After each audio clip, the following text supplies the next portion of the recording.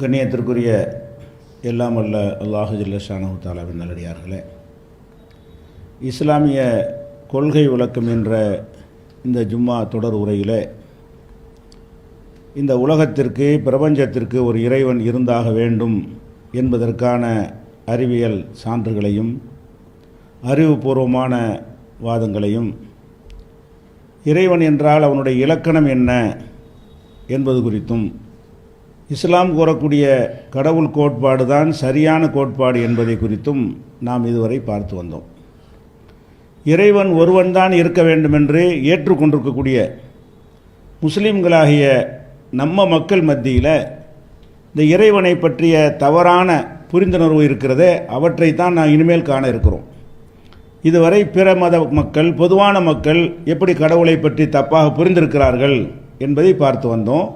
இனிமேல் முஸ்லீம்கள் மத்தியிலையும் அல்லாஹ்வுக்கு இணை கற்பிக்கிற, இறைவனுக்கு சமமாக மற்றவர்களை கருதக்கூடிய ஒரு நிலை ஏற்பட்டிருக்கிறது இல்லையா, அது சரியா, அது எதனால் ஏற்படுகிறது என்பதை நம்ம பார்க்க இருக்கிறோம். பொதுவாக இந்த மார்க்கத்தில், இந்த மார்க்கத்துக்காக சில பேர் உழைத்திருப்பார்கள், பாடுபட்டிருப்பார்கள், அர்ப்பணித்திருப்பார்கள், வணக்க வழிபாடுகளையே தங்களை முழுமையாக ஈடுபடுத்தியிருப்பார்கள், பிரச்சாரம் செய்திருப்பார்கள், அல்ல ஒரு கண்ணியமான ஒரு தோற்றத்தில், பார்த்தாலே மதிக்கத்தக்க தோற்றத்தில் இருப்பார்கள். இப்படியெல்லாம் சிலரை பார்க்கும் பொழுது மனிதனுடைய உள்ளம் எப்படி இருக்கிறது என்று சொன்னால், தன்னை விட அவர் வித்தியாசமாக இருக்கிறார், தன்னை விட மேலானவராக இருக்கிறார், நமக்கு இருப்பதை விட அவருக்கு கூடுதலான ஒரு பவர் இருக்கத்தான் செய்யும், சக்தி இருக்கத்தான் செய்யும். இப்படி நினைக்கும் பொழுதுதான் மனிதர்கள் இங்கே கடவுளாக்கப்படுகிறார்கள், மகான்கள் கடவுளாக்கப்படுகிறார்கள். அவுலியாக்கள் என்று கடவுளாக்கப்படுவனா யார்? நன்றாக தெரிகிறது, அவர் கொஞ்ச நாளைக்கு முன்னாடி உலகத்தில் இல்லை, ஒரு தாய் வயிற்றில் உருவாகிறார் என்று நன்றாக தெரிகிறது, அப்புறம் தாய் வயிற்றிலிருந்து பிறக்கிறார் என்று நன்றாக தெரிகிறது. மனிதர்கள் மற்றவர்கள் வளர்வதைப் போல குழந்தை பிராயத்திலிருந்து படிப்படியாகத்தான் அவர் வளர்ச்சி அடைகிறார் என்று தெரிகிறது. எல்லோருக்கும் இருப்பது போன்ற ஆசாபாசங்கள் அவருக்கும் இருக்கிறது என்று தெரிகிறது. உண்ணுகிறார், பருகுகிறார், அவருக்கு உறக்கம் தேவை இருக்கிறது, நோய் நொடிக்கு உள்ளாகிறார்.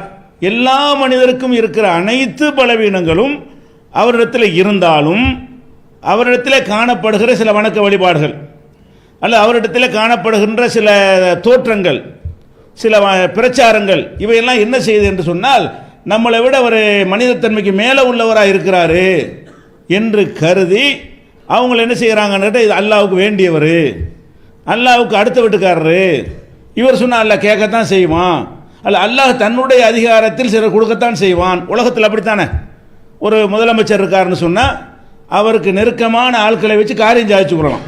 முதலமைச்சரை நேர நம்ம அணுக முடியாவிட்டால் கூட அவருக்கு நெருக்கமான ஆட்கள் இருந்தாங்கன்னா அவங்களை வைத்து நம்ம சில காரியங்களை சாதிக்கிறோம். காரணம் என்ன? அந்த முதலமைச்சர் அவர் சொன்னால் கேட்பார். யார் அந்த நெருக்கமாக காட்டிக்கொள்கிறாரோ அவர் சொல்லி கேட்கக்கூடியவராக இருக்கிறார். இதே மாதிரி என்ன செய்கிறார், அல்லாஹ்வை பற்றி நினைத்து கொண்டு நம்ம சாதாரண ஆட்கள், நம்ம என்ன வணங்கிட்டோம், நம்ம என்ன தொழுதுட்டோம், நம்மளுடைய ஈமான் என்ன ஒரு பலமாக இருக்கிறது, இவங்கெல்லாம் பயங்கரமான ஈமான் உள்ளவங்க அப்படின்னு நினைத்து கொண்டு அவர்களை மேலே கொண்டை வைத்து என்ன செய்கிறார்கள், அல்லாஹ்வுக்கு பக்கத்து வீட்டுக்காரர் மாதிரி நினைத்த பிறகு அல்லாஹ்வுக்கு செய்கிற மரியாதை அவங்களுக்கு செய்கிறாங்க, அல்லாஹ்வுக்கு செய்கிற வணக்கத்தை அவங்களுக்கும் செய்கிறார்கள். அப்போ ஃபஸ்ட்டு இதில் அடிப்படை என்ன என்று சொன்னால், நம்மளை விட ஒரு மனிதனை அல்லாஹ்விடத்தில் மேலானவன் என்று நினைக்கலாமா? உலகத்தில் நினைச்சிட்டு போகலாம். உலக திறமைகளில் படிக்காதவனை விட படித்தவன் திறமையானவன், அந்த வகையில் ஒரு மருத்துவரை விட சாதாரண மக்கள் அந்த துறையில் பலவீனமானவர்கள் என்றெல்லாம் சொல்லிவிடலாம். ஆனால் அல்லாஹ்வுக்கு நெருக்கமானவன் என்பதை அளவுகோல் பண்ணுவதற்கு இந்த வெளிச்செயல்களா காரணம், புறச்செயல்களா காரணம்? அவன் நிஜமாக அல்லாஹ்வை நம்பி இருக்கணும். மனசார என்ன செய்யணும், நம்மை படைத்த ஒரு சூப்பர் பவர் இருக்கிறான் என்று உள்ளத்தில் அவன் நம்பி இருக்கணும். இறைவனுடைய அச்சம் அவனுக்கு பொங்கி வழியணும். எந்த ஒரு காரியத்தை செய்ய துணிந்தாலும் அல்லாஹ் பார்க்கிறான் என்று அது அவனை தடுத்து நிறுத்தணும். இறைவனுடைய அச்சம் அப்படி அந்த மாதிரி ஒரு ஆள்கிட்ட இருக்குமையானால் அவர் அல்லாஹ்வுக்கு நெருக்கமான நேசர்னு சொல்லலாம். இது எப்படி நம்ம கண்டுபிடிக்கிறது? ஒரு மனிதர் தொழுகிறார் என்று சொன்னால் அல்லாஹ்வுடைய அச்சம் நிறைஞ்சி இருக்குன்னு அடையாளமா? இல்லை. முனாஃபிக்குகள் தொழுவார்கள். ரசூல் ஸல்லல்லாஹு அலைஹி வஸல்லம் காலத்தில் முனாஃபிக்குகள் என்ன செய்தாங்க, காமு இல ஸலாத்து காமு குசாலா, தொழுகைக்கு வர்றாங்க கேர்லெஸ்ஸாக தொழுகிறாங்கன்னு முனாபிக்குகளை பற்றி எல்லாம் சொல்லி காட்டுகிறான். முஸ்லீம் என்று மக்கள் நம்பினார்கள். முனாபிக்குகளை முஸ்லீம்கள் என்ற முஸ்லீம்கள் என்ன செஞ்சாங்க? நம்பினார்கள். ஆனால் இஸ்லாம் இருந்துச்சா? அவங்கள்ட்ட ஈமான் இருந்துச்சா? இல்லை. அதனால் எவ்வளோ பெரிய ஒரு வணக்க வழிபாடில் முத்துனவர் அவங்களுக்கு தென்பற்றாலும் ஒரு தஸ்பியை விட மாட்டார், ஒரு சுண்ணத்தை விட மாட்டார், ஒரு நஃபிலை விட மாட்டார், தஹஜத்தை விட மாட்டார் என்றெல்லாம் உங்களுக்கு காட்சி தந்தாலும் வெளிப்படையாக இதை செய்கிறார். இது நடிப்பா நிஜமான அவனுக்கு தான் தெரியும். இதையெல்லாம் அவர் செய்கிறாரே உள்ளத்தால் செய்கிறாரா அல்லது இது மாதிரி மயக்கி இதன் மூலம் ஒரு பேர் வாங்கி ஒரு செல்வாக்கு பெற்று நம்ம போகும்போதெல்லாம் நான் சலான் சொல்லணும், நம்மளை மதிக்கணும், அல்லது இந்த மாதிரி ஒரு தோற்றத்தில் இருந்தால் நம்பி கடன்லாம் கொடுப்பாங்க, நம்ம எதை மக்களை ஏமாற்றலாம், இது வசதியாக இருக்கும் அப்படிங்கிறதுக்கு செய்கிறாரா? யாருக்கு தெரியும்? அப்போ எவ்வளோ பெரிய நீங்கள் மறிஞரே மகானாக எடுத்துக்கொண்டாலும் என்ன கருத வேண்டும் என்றால் இவர்களில் எவரும் அல்லாவுக்கு நெருக்கமானவர்னு சொல்ல முடியாது. சொல்லி கொண்டிருக்கிற என்னை விட உங்களில் உள்ளவர்கள் கூடுதல் அல்லாவுக்கு நெருக்கமானவர்களாக இருப்பார்கள். அது அவனுக்கு தான் தெரியும். யாருடைய இறையச்ச ஒகுவ ஆழம் பிமனித்தக்கா, அல்லாஹுவை அஞ்சியவர்கள் யார் என்பது அல்லாவுக்கு மட்டும்தான் தெரியும். உலகத்தில் யாருக்கும் சொல்லவே முடியாது. எந்த ஒரு மனிதனை பற்றியும் ஒரு மிகச் சிறந்தவன் நல்லவன் அல்லாவிடத்தில் நல்லவன் தீர்மானிக்க முடிஞ்சா அல்லாவுக்கு நெருக்கமான ஆள் கூட அப்படி இருந்தால் முடியாது. அவர் நெருக்கமான ஆள் என்று உறுதியானால் கூட அவருடைய அதிகாரத்துக்குள்ள அவர் செய்ய முடியுமே தவிர இறை அதிகாரத்துக்குள் வர முடியாது. ஒரு வாதத்திற்கு அவங்கெல்லாம் நல்ல மகானா இருந்தாங்க. நாகூர் ஆண்டவர் பெரிய அவுலியா, அப்துல் கார் ஜிலானி பெரிய அவுலியா, இப்படிலாம் சொல்கிறார்களே, இந்த அவர் அவுலியா என்பதை உள்ளத்தை பிளந்து பார்த்தாங்களா? அல்லாஹ் என்ன சொல்றான்? இன் அவுலியாஹு இல்லல் முத்தகூன். அல்லாஹ்வுடைய அவுலியாக்கள் என்பவர்கள் யார் என்று கேட்டால் அவங்க முத்தகீன்கள், உள்ளத்தில் இறையச்சம் உடையவர்கள், இறைவனை அஞ்சியவர்கள்ங்கிறான். அப்போ வெளிப்படையான ஒரு அடையாளத்தை அல்லாஹ் சொல்லியிருந்தான்னு வைங்க, அதை வச்சு அவுலியான்னு முடிவெடுத்துடலாம். அவுலியாக்களை கண்டுபிடிப்பதாக இருந்தால் அவர் தாடி ஒரு முளத்துக்கு இருக்க வேண்டும், அப்போ தாடி உள்ள ஆளை பார்த்து அவுலியா ஆக்கி விடலாம். அவுலியான்னு ஒருவரை சொல்வதாக இருந்தால் அவர் வாட்ட சாட்டமாக இருக்க வேண்டும், அப்படி அல்லாஹ் அடையாளம் சொல்லி இருந்தால் நம்ம கண்டுபிடிச்சிடலாம். அல்லாஹ் என்ன செய்யறான்? அல்லா இன் அவுலியா அல்லாஹ், அல்லாஹ்வுடைய நேசர்கள் யார் என்று கேட்டால் லா ஹவுஃபுன் அலைஹிம் வலா ஹும் யஹ்சனூன். அவங்க எதுக்கும் பயப்பட மாட்டாங்க, கவலைப்பட மாட்டாங்க. உலகத்தில் எவனுக்கு அஞ்ச மாட்டாங்க, எது வந்தாலும் கவலைப்பட மாட்டாங்க. அல்லாஹ்வுடைய நாட்டம். இப்படி நடக்கிறவங்க அல்லாஹ்வுடைய அவுலியாக்கள்னு சொல்லிட்டு அதுக்கு அல்லாஹ் முக்கியமான இலக்கணத்தை சொல்றான். அல்லதீன ஆமனு வ கானு யத்தகூன். அவங்க யார் என்று கேட்டால் அல்லாஹ்வை நம்பி இருப்பார்கள், இறைவனை அஞ்சக்கூடியவர்களாக இருப்பார்கள். உள்ளத்தில் ஈமானும் இருக்கும், தக்வாவும் இருக்கும், இறை எச்சமும் இருக்கும், விசுவாசமும் இருக்கும், அச்சமும் இருக்கும். இவங்க தான் அவுலியாங்கிறான் அல்லாஹ். அப்போ ஒருவர் அல்லாஹ்வுடைய நேசர் என்று முத்திர குத்துறாங்களே, அந்த அடித்தளத்தில் தான் இதெல்லாம் உண்டாகிறது. முதல்ல ஒருவரை இறை நேசர் என்று நம்ம என்ன செய்யறோம்? ஜட்ஜ்மெண்ட் பண்ணி விடுகிறோம், இவர் தான் இறை நேசர். அதுக்கடுத்து என்ன செய்யறோம்? இறைவனுடைய அந்தஸ்தை கொண்டாந்து வைக்கிறோம். அதனால வைக்கலாமான்னு ரெண்டாவது பார்ப்போம். ஃபர்ஸ்ட், யாரையும் நீங்கள் இறைநேசர் நம்ப முடியுமா? முடியாது. பெரிய ஒரு ஜமாத்துடைய ஒரு லீடராக இருந்தால் இறைநேசரா? இல்லை. அல்லது பெரிய பேச்சாளராக இருந்தால் இறைநேசரா? கிடையாது. வணக்க வழிபாடு அதிகம் செஞ்சால் இறைநேசரா? கிடையாது. வெளியில் ஒரு நல்ல இறைவன் சொன்ன காரியத்தை வெளிப்படையாக செய்கிறார் அப்படின்னு எடுத்துக்கொள்ளணுமே தவிர நம்ம உலகத்து விஷயத்தோடு நம்ம என்ன செய்கிறோம்? எவ்வளோ பேர் நல்லவர்னு நினைக்கிறோம், பொண்ணு கொடுக்குறோம், பின்னாடி பார்த்தா அவன் வழிகேடன் தெரிஞ்சு விவாகரத்துக்கு கொடுக்குறோம். ஏன்? கணிக்க தெரியல. ஒரு பொண்ணை கொடுக்கும் பொழுது கூட இவன் எந்த அளவுக்கு தகுதி உள்ளவன் தீர்மானிக்கிறது தப்பு செய்கிறமே, அல்லாஹ்வுடைய நேசம் உள்ளது இப்படி தீர்மானிக்கிறது. இன்னும் சொல்ல போனால் நீங்கள் கணவன் மனைவி இருக்கிறாங்க, கணவன் மனைவி நேசிப்பாள், மனைவி கணவனை நேசிப்பாள் அப்படின்னு சொன்னாலும் அது 100% உண்மைன்னு சொல்ல முடியுமா? முடியாது. சாப்பாடு கொண்டு வந்தால் நேசிக்கிறான்னு எடுத்துக்கிறது, காப்பி கொண்டு வந்தால் நேசிக்கிறான்னு எடுத்துக்கிறது, இவர் கேட்டதெல்லாம் வாங்கி கொடுத்தா இது அளவுகோல். உள்ளத்தில் எத்தனையோ கெட்ட எண்ணங்களை வைத்து கொண்டு நடிக்கலாம். ஒரு கணவன் மனைவியை நேசிக்கிறான் என்பதை அந்த மனைவியால் கண்டுபிடிக்க முடியாது. வெளிப்படையான செயல்களை வைத்து என்ன செய்கிறா? அப்படி நம்புகிறாள். வெளிப்படையான செயலை வைத்து இவனை நம்புகிறான். அப்போ அவங்க ரெண்டு பேரும் நிஜமாகத்தான் நேசிக்கிறார்கள் என்று கண்டுபிடிக்க முடியுமான்னா முடியாதுங்க. நேசம் கல்பு சம்பந்தப்பட்டது. என்னைய ஒருத்தர் நேசிக்கிறான் என்று எனக்கு கண்டுபிடிக்க முடியலை, உங்களை ஒருத்தர் நேசிக்கிறானா என்று உங்களுக்கு கண்டுபிடிக்க முடியலை. அப்போ அல்லாஹ்வை நேசிக்கிறான் கண்டுபிடிப்பீங்க? அல்லாஹ்வை இவர் நேசிக்கிறார் என்பதை அல்லாஹ்வுக்கு மட்டும்தான் தெரியும். அவன் நடிச்சான்னா அவனுக்கும் தெரியும். நம்ம அல்லாஹ்வெல்லாம் நேசிக்கலை, சம்பந்தப்பட்ட அவனுக்கு தெரியும், படைச்ச ரப்புக்கு தெரியும், அவனுடைய கட்டின பொண்டாடிக்கும் தெரியாது, பெற்ற தாய்க்கும் தெரியாது, தாப்பனுக்கும் தெரியாது. இவன் நிஜமா அல்லாஹ்வை நேசிக்கிறானா இல்லையா, நிஜமா அல்லாஹ்வை நம்புறானா இல்லையா, கண்டுபிடிக்க முடியாது. அப்போ ஃபஸ்ட்டு அடிப்படை என்ன விளங்கிக் கொள்ள வேண்டும் என்றால், ஒருவரை நல்லவர் அப்படின்னு முடிவு செய்வதாக இருந்தால் அதுதான் அடிப்படை கோளாறு. இப்போ நபிகள் நாயகம் ஸல்லல்லாஹு அலைஹி வஸல்லம் சொல்கிறாங்க, மறுமை நாளில் 3 வகையான சாரார்களை நிறுத்தி அல்லாஹ் விசாரிப்பான். 3 சாரார், 3 நபர் இல்லை, 3 சாரார். ஒரு சாரார் யாருன்னு கேட்டால் செல்வந்தர்கள். செல்வந்தர்கள்னா கெட்ட செல்வந்தர்கள் இல்லை, நிறைய அல்லாஹ் செல்வத்தை கொடுத்து நல்ல காரியம்லாம் செஞ்சிருப்பார் அந்த செல்வந்தர்.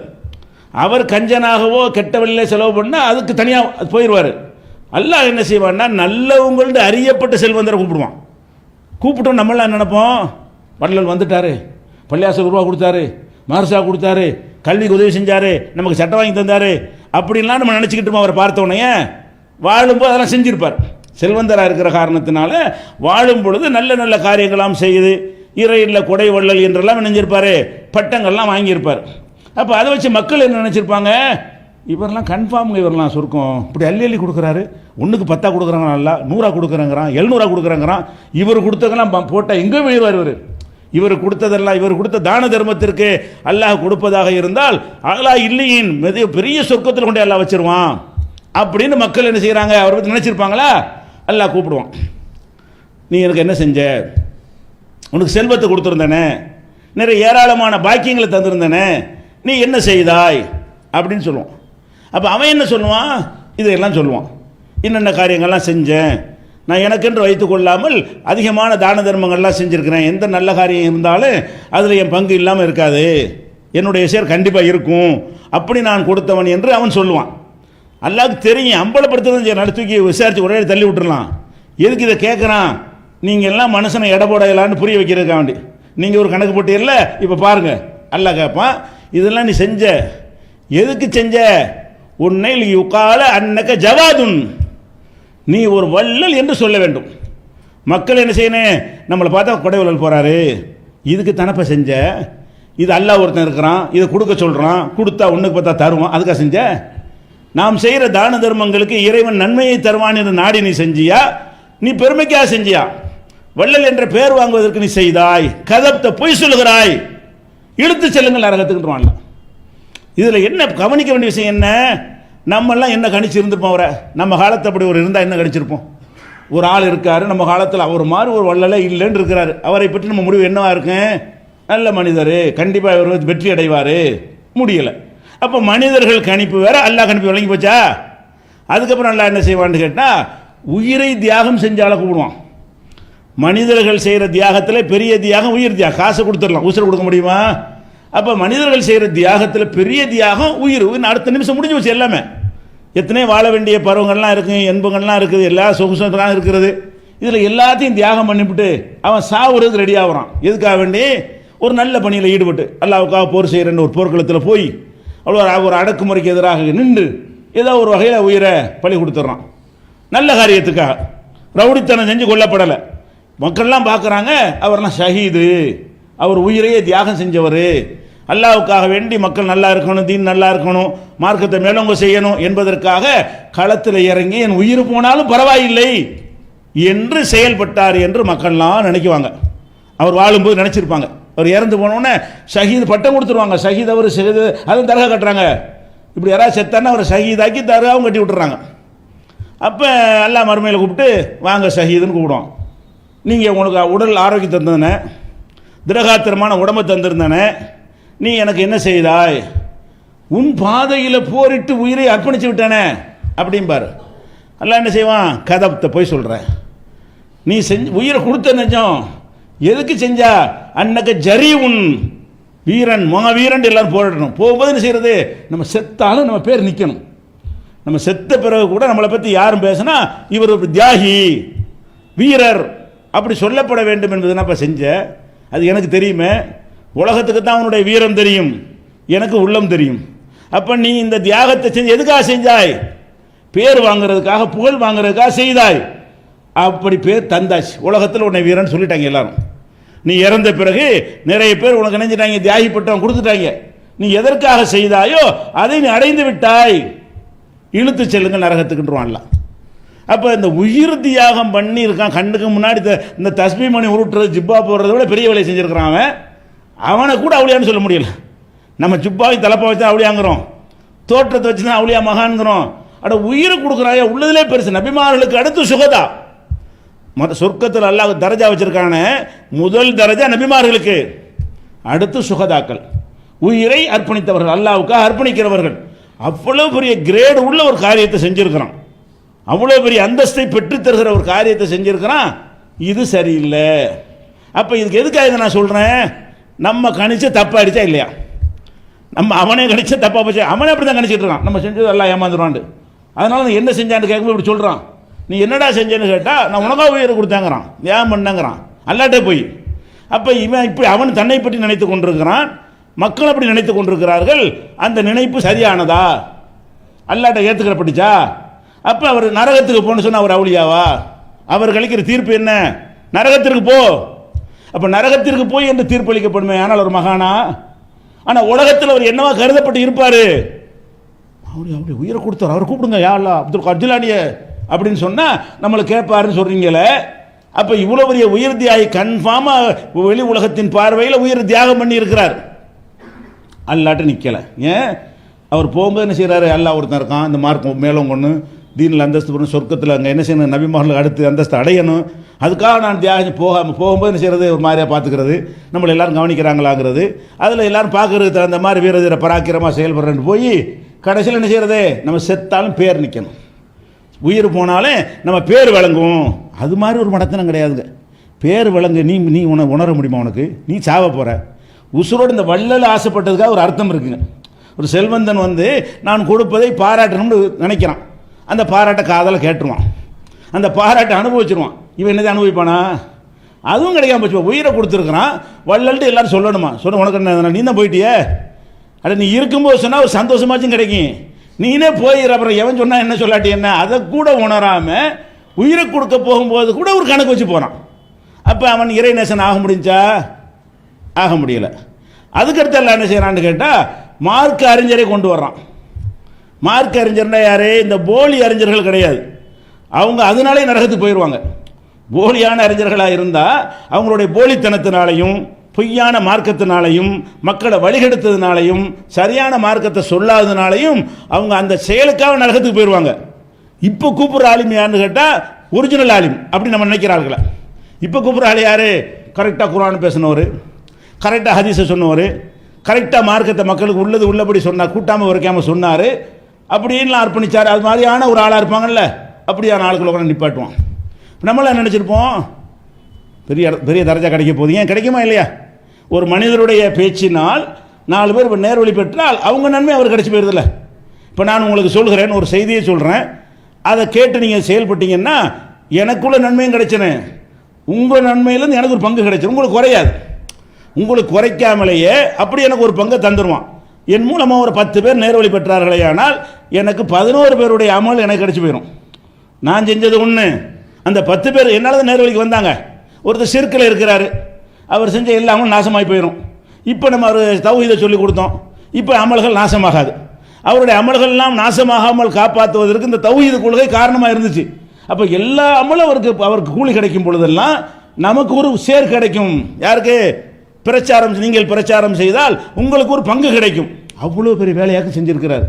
லட்சக்கணக்கான மக்களுக்கு சொன்னார்னு வைங்க, இவருடைய தரஜா எங்கே இருக்குன்னு பாருங்க. மறுமையில் லட்சக்கணக்கான மக்களுக்கு சொல்லி லட்சக்கணக்கான மக்கள் நேர்வழி பெற்று திருந்தி கெட்ட செயலை விட்டு குடித்தவன் குடிக்காமல் போயிட்டான், திருடவன் திருடாமல் போயிட்டான், வட்டி வாங்காமல் போயிட்டான், கபருக்கு போகாமல் போயிட்டான்.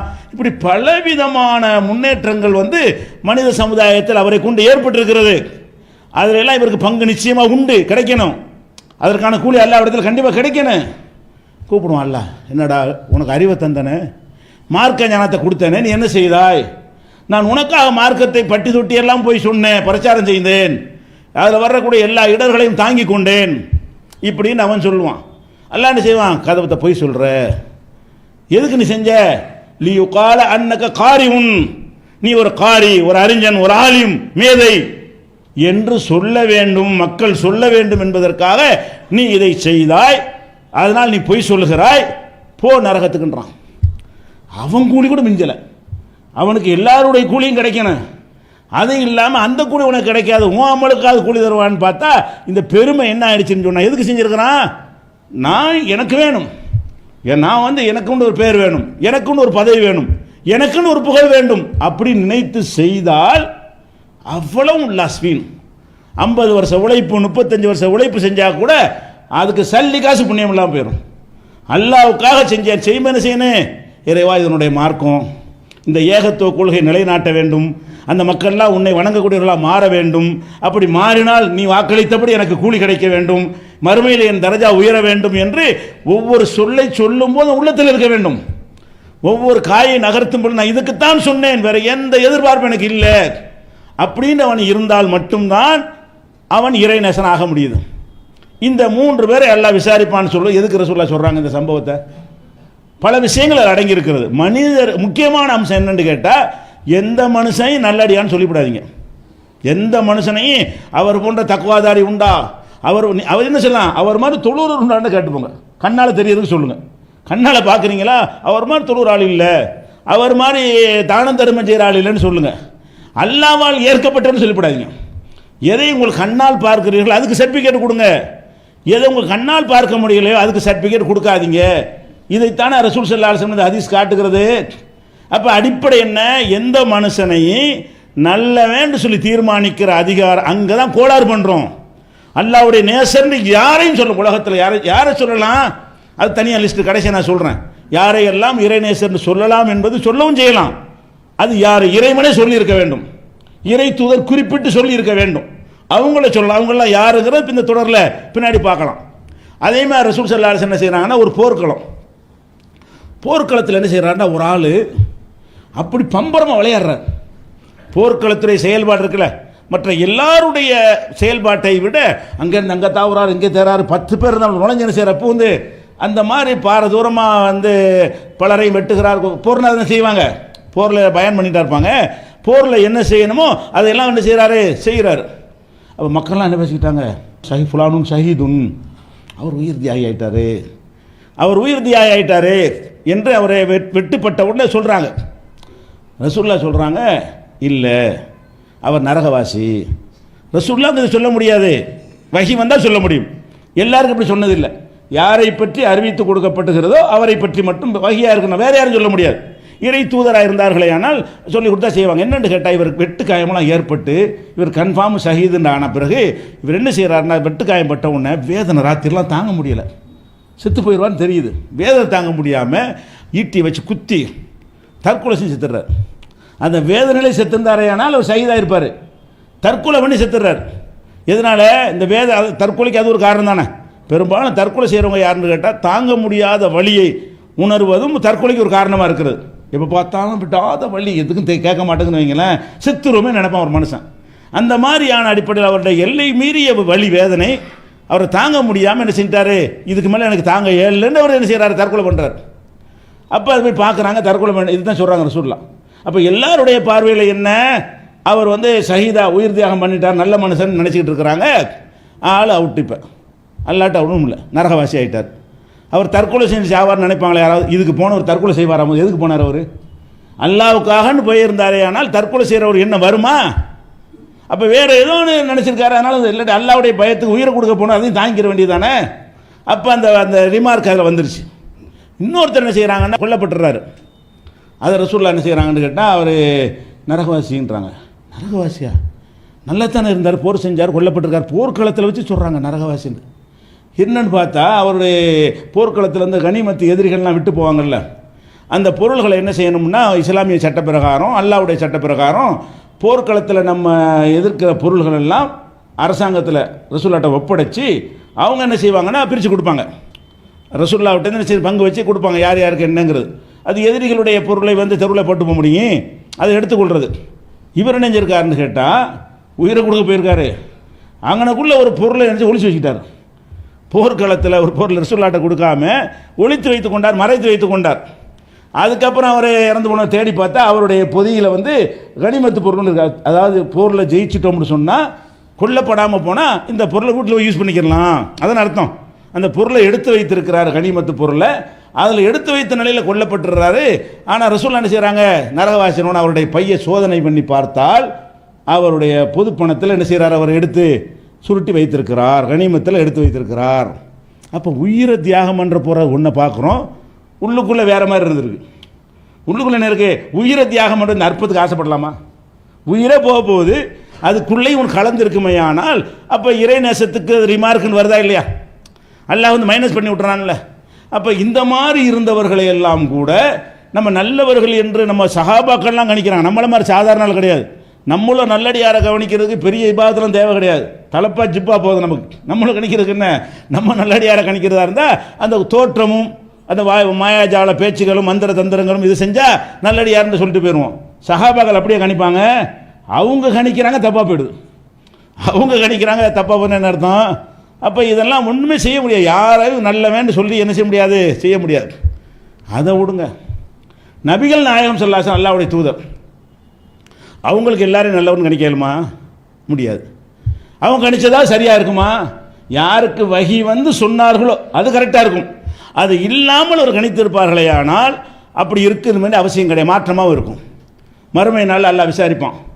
இந்த உம்மத்துக்காக வந்து ஹவுலுல் கௌசர் தடாகத்தை கொடுத்து அந்த ஹவுலுல் கௌசருடைய பொறுப்பாளராக ரசூலுல்லாஹ் நிப்பாட்டியிருப்பான். ஹவுலுல் கௌசர்லாம் சொர்க்கத்துக்கு போகிறது முந்தி உள்ள விஷயங்கள். அதுக்கப்புறம் சொர்க்கத்துக்கு போயிடுவோம்.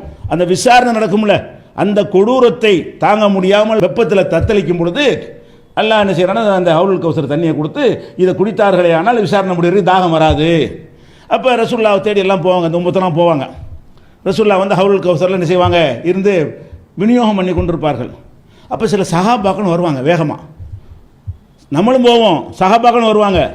அப்போ சஹாபாக்கள் எல்லாருமே கரெக்டுன்னு நினைக்கிறோம்ல, அந்த சஹாபாக்கள் வரும்போது மலக்கள் போகாதம்பாங்க. ஏன் போகாத? அவங்களோட உம்மத்தை எல்லாத்தையும் கொடுக்க தானே வேணும். அப்போ ரசூல் ஸல்லல்லாஹு அலைஹி வஸல்லம் தூரத்துலேருந்து பார்த்துருவாங்க. பார்த்து அஸ்ஹாபி அஸ்ஹாபி மலக்கள்கிட்ட சொல்லுவாங்க, விடுங்க விடுங்க அவங்கள, என் தோழர்கள். அவங்க உலகத்தில் வாழும்போது தோழர்கள்னு நினச்சாங்கல்ல, அப்படி ஆளுக்கெல்லாம் வர்றாங்க. ரசூல் ஸல்லல்லாஹு அலைஹி வஸல்லம் உலகத்தில் வாழ்கிற நேரத்தில் எல்லா சஹாபாக்களும் சொல்லிட்டா நினச்சிடாது, அப்படி இல்லை. சில பேர் சஹாபாக்கள்லாம் நல்ல அந்தஸ்து அடைந்து விடுவார்கள். சில பேர் நடித்து கொண்டிருக்கிறார்கள், அவர்களை ரசூலுல்லாஹ் தோழர் நினைச்சிருக்கிறாங்க. சில பேர் நடித்து கொண்டிருந்திருக்கிறார்கள். ரசூல் ஸல்லல்லாஹு அலைஹி வஸல்லம் முடிவு என்ன, நம்முடைய தோழர் இவர் சஹாபி அப்படி நினைச்சிருக்கிறாங்க. அப்போ அஸ்ஹாபி அஸ்ஹாபி என் தோழர்கள் அவங்க சத்தம் போடுறாங்க, மலக்குகளை விட சொல்கிறாங்க, தடுக்காதீங்க அவங்கள. அப்போ என்ன சொல்லப்படும், யுகால் யா முஹம்மத், முகம்மதே லா தத்ரி மா அதசு பாதக், உனக்கு பிறகு இவங்க என்ன செஞ்சான்னு உனக்கு தெரியாது, நீ சஹாபிங்கிறியா? அவங்க அதுக்கு பின்னாடி என்னெல்லாம் செஞ்சாங்க தெரியுமா என்று அல்லாஹ் ரப்புல் ஆலமீன் யாரை ரசூலுல்லாஹ் சஹாபி என்று தீர்மானித்திருந்தார்களோ அவங்கள வந்து ஹவுலுல் கௌசரை விட்டு தடுக்கப்படுகிறார்கள். அந்த நல்லடியாருங்கிற அந்தஸ்து அடைய முடியலை. அப்போ ஃபஸ்ட்டு நம்ம ஆழமாக பதிய வைக்க வேண்டிய விஷயம் என்னவென்று கேட்டால், எந்த ஒரு மனிதரை பற்றியும் அல்லாஹ்வுக்கு நெருக்கமான ஒரு முடிவு எடுத்துடவே செய்யாதீங்க. யாரை பற்றியும் அவற்றை எவ்வளோ பெரிய அதிசயங்கள் அற்புதங்கள் என்னத்தினை கண்டாலும் சரி, எவ்வளோ பெரிய வணக்க வழிபாடை கண்டாலும் சரி, அவற்றை என்ன செய்யணும், வெளிப்படையாக சொல்கிற மெசேஜ் சரியாக இருக்குது, குர்ஆனை சொல்கிறார், அது அவ்வளவுதான் வைத்துக் கொள்ளணுமே தவிர அதுக்கு மேலான அந்தஸ்தை எங்கே கொடுக்குறோமோ அங்கே தான் என்ன செய்கிறது, இறைவனுக்கு இணை ஏற்படுகிறது, தோங்குகிறது. அதான் பேசிக் ஆரம்பமாகிறது. இது குறித்து இன்னும் ஏராளமான 1-2 ஆதாரம் 10 இருக்கணும். ஏன்னா அவ்வளோ ஆழமாக பதிஞ்சிருக்கு, நிறைய மருந்து கொடுக்கணும். இது பற்றி ஏராளமான சான்றுகள் இருக்கின்றன. இன்ஷா அல்லாஹ் அவற்றை அடுத்தடுத்த வரம்பா. இஸ்லாமிய கொள்கை விளக்கம் என்ற இந்த ஜும்மா தொடர் உரையில் ஒரு இறைவனை வணங்க கடமைப்பட்டிருக்கிற முஸ்லீம்கள் பல தெய்வ நம்பிக்கை உடையவர்களாக ஏன் மாறிப்போனார்கள் என்ற விஷயத்தில் ஒரு பகுதியை சென்ற வாரம் பார்த்தோம். இவர்களே மனிதர்களை கடவுளாக இறைத்தன்மை பெற்றவர்களாக மகான்களாக கருதி தர்காக்களை கட்டி வழிபடுவதற்கு என்ன காரணம், அடிப்படை காரணம் என்று சொன்னால், சில பேரை இவர்கள் மகான்கள் என்று இவங்களாக முடிவு செய்து கொள்கிறார்கள், நல்ல அடியார் என்று தீர்மானித்துக் கொள்கிறார்கள். தீர்மானித்துக் கொண்ட பிறகு அதனால் அவர்களுக்கு கூடுதலான ஆற்றல் கிடைத்து விடுகிறது என்று நம்புகிறார்கள். அப்போ ஒரு மனிதனை நல்லவன் என்று நம்ம தீர்மானித்தால் நிஜமாகவே நல்லவனாக இருந்தாகணுமா? முடியாது என்பதற்குரிய சான்றுகளை நம்ம பார்த்தோம். அந்த வகையில் நபிகள் நாயகம் ஸல்லல்லாஹு அலைஹி வஸல்லம் அவங்க காலத்தில் முனாஃபிக்குகள் என்ற ஒரு கூட்டம் இருந்தார்கள். ரசூல் ஸல்லல்லாஹு அலைஹி வஸல்லம் காலத்தில் யகூதிகள் தெளிவாக டிக்ளேர் பண்ணி எதிர்த்த யகூதிகள் இருந்தார்கள். கிறிஸ்தவர்கள் அவங்க தனியாக இருந்தார்கள். ரசூல் ஸல்லல்லாஹு அலைஹி வஸல்லம் அவர்களை ஏற்றுக்கொண்ட முஸ்லிம்கள் இருந்தார்கள். இதில் இன்னொரு சாரார் வந்து முனாஃபிக்கு. அவர்கள் யார் என்று கேட்டால், வேறு வேறு மதங்களிலே இருந்து கொண்டு வெளிப்படையாக நபிகள் நாயகம் ஸல்லல்லாஹு அலைஹி வஸல்லம் அவர்கள் முன்னாடி வந்து முஸ்லிம்கள்கிட்ட வந்து தங்களை முஸ்லிம்கள் என்று காட்டிக்கொண்டார்கள். இப்படி முஸ்லீம்கள் என்று காட்டி கொண்டாங்களே, அவங்கள ரசூல் ஸல்லல்லாஹு அலைஹி வஸல்லம் அவங்களுக்கோ மற்ற சஹாபாக்களுக்கோ அடையாளம் காண முடிஞ்சதா? இல்லை. முஸ்லீமாக இல்லாமல் இருந்து கொண்டு, அரபே இஸ்லாம் அவங்கள்ட்ட இல்லை, அப்படி இருந்தும் கூட பள்ளிவாசலில் வந்து தொழுது கொண்டு நடித்து கொண்டிருந்தார்கள். அல்லாஹ் திருமறை குர்ஆனில் பல வசனங்களில் இவங்களை பற்றி சொல்லி காட்டுகிறான். இதா லக்குல்லதீன ஆமனு காலு ஆமன்னா, மூமின்களை பார்க்கும் பொழுது நாங்கள் மூமின்கள் தான் என்று சொல்கிறார்கள். ஒய்தா ஹலவ் இலா ஷயாத்தீனிஹிம், அவங்களுடைய ஷைத்தான்களிடத்திலே அவங்களுடைய தலைவர்களிடத்திலே செல்லும் பொழுது காலு இன்னாமாக்கும், நாங்கள் உங்கள் ஆளுக்க தான், இன்னமா நாங்கள் முஸ்தஹஜிவும், நாங்கள் வந்து அவங்கள்ட்ட வந்து கேலி செய்யறதுக்கு கிண்டல் பண்ணுவதற்கு உட்கார்ந்துட்டு இருக்கிறோம், நாங்களும் அவங்க ஆள் தான் என்று நம்பி ஏமாத்துவதற்காக வேண்டி அப்படி செய்கிறோமே தவிர நாங்கள் உங்கள் ஆளுக்கன்னு சொல்கிறாங்க. அப்போ இவர்கள்ட்ட வந்து கொண்டு உங்கள் ஆளுக்கு என்று சொல்லி கொண்டுகிறார்கள், ரசூலுல்லாஹ்ட்ட வந்து உங்கள் ஆள் என்று சொல்கிறார்கள், நாங்கள் உங்களை சேர்ந்தவர்கள் தான் என்று சொல்கிறார்கள். இப்படி நடித்து கொண்டிருந்தவர்களை எந்த சஹாபி அறிய முடிந்ததா? முடியல. நல்லவர் கெட்டவர் அறிவதாக இருந்தால் நபித்தோழர்களுக்கு அறிஞ்சிருக்க முடியும். அப்ப நபித்தோழர்களுக்கு என்ன செய்ய முடியல? இவன் நல்ல முனாஃபிக்குவன், பக்கத்தில் தொழுவாங்க. யாரும் முனாஃபிக்குகள் வந்து அபூபக்கர் சித்திக்கு பக்கத்தில் நின்று தொழுதாலும் அவங்க என்ன நினைப்பாங்கன்னா முஸ்லீம் நினைப்பாங்க. ஏன்? அவர் அப்படி காட்டிக் கொள்கிறார். போர்க்களத்துக்கு போனார்களே, உமரோட சேர்ந்து போர்க்களத்துக்கு போனாரே ஆனால் ஒரு நம்ம ஆளு நினைத்துக் கொள்வார்கள், போரை பற்றி பேசுவார்கள், நட்பு முறையில் கலந்து ஆலோசனை செய்வார்கள். இவர்கள் உடனே அந்த செய்தி அங்கே பாஸ் பண்ணுவார்கள்.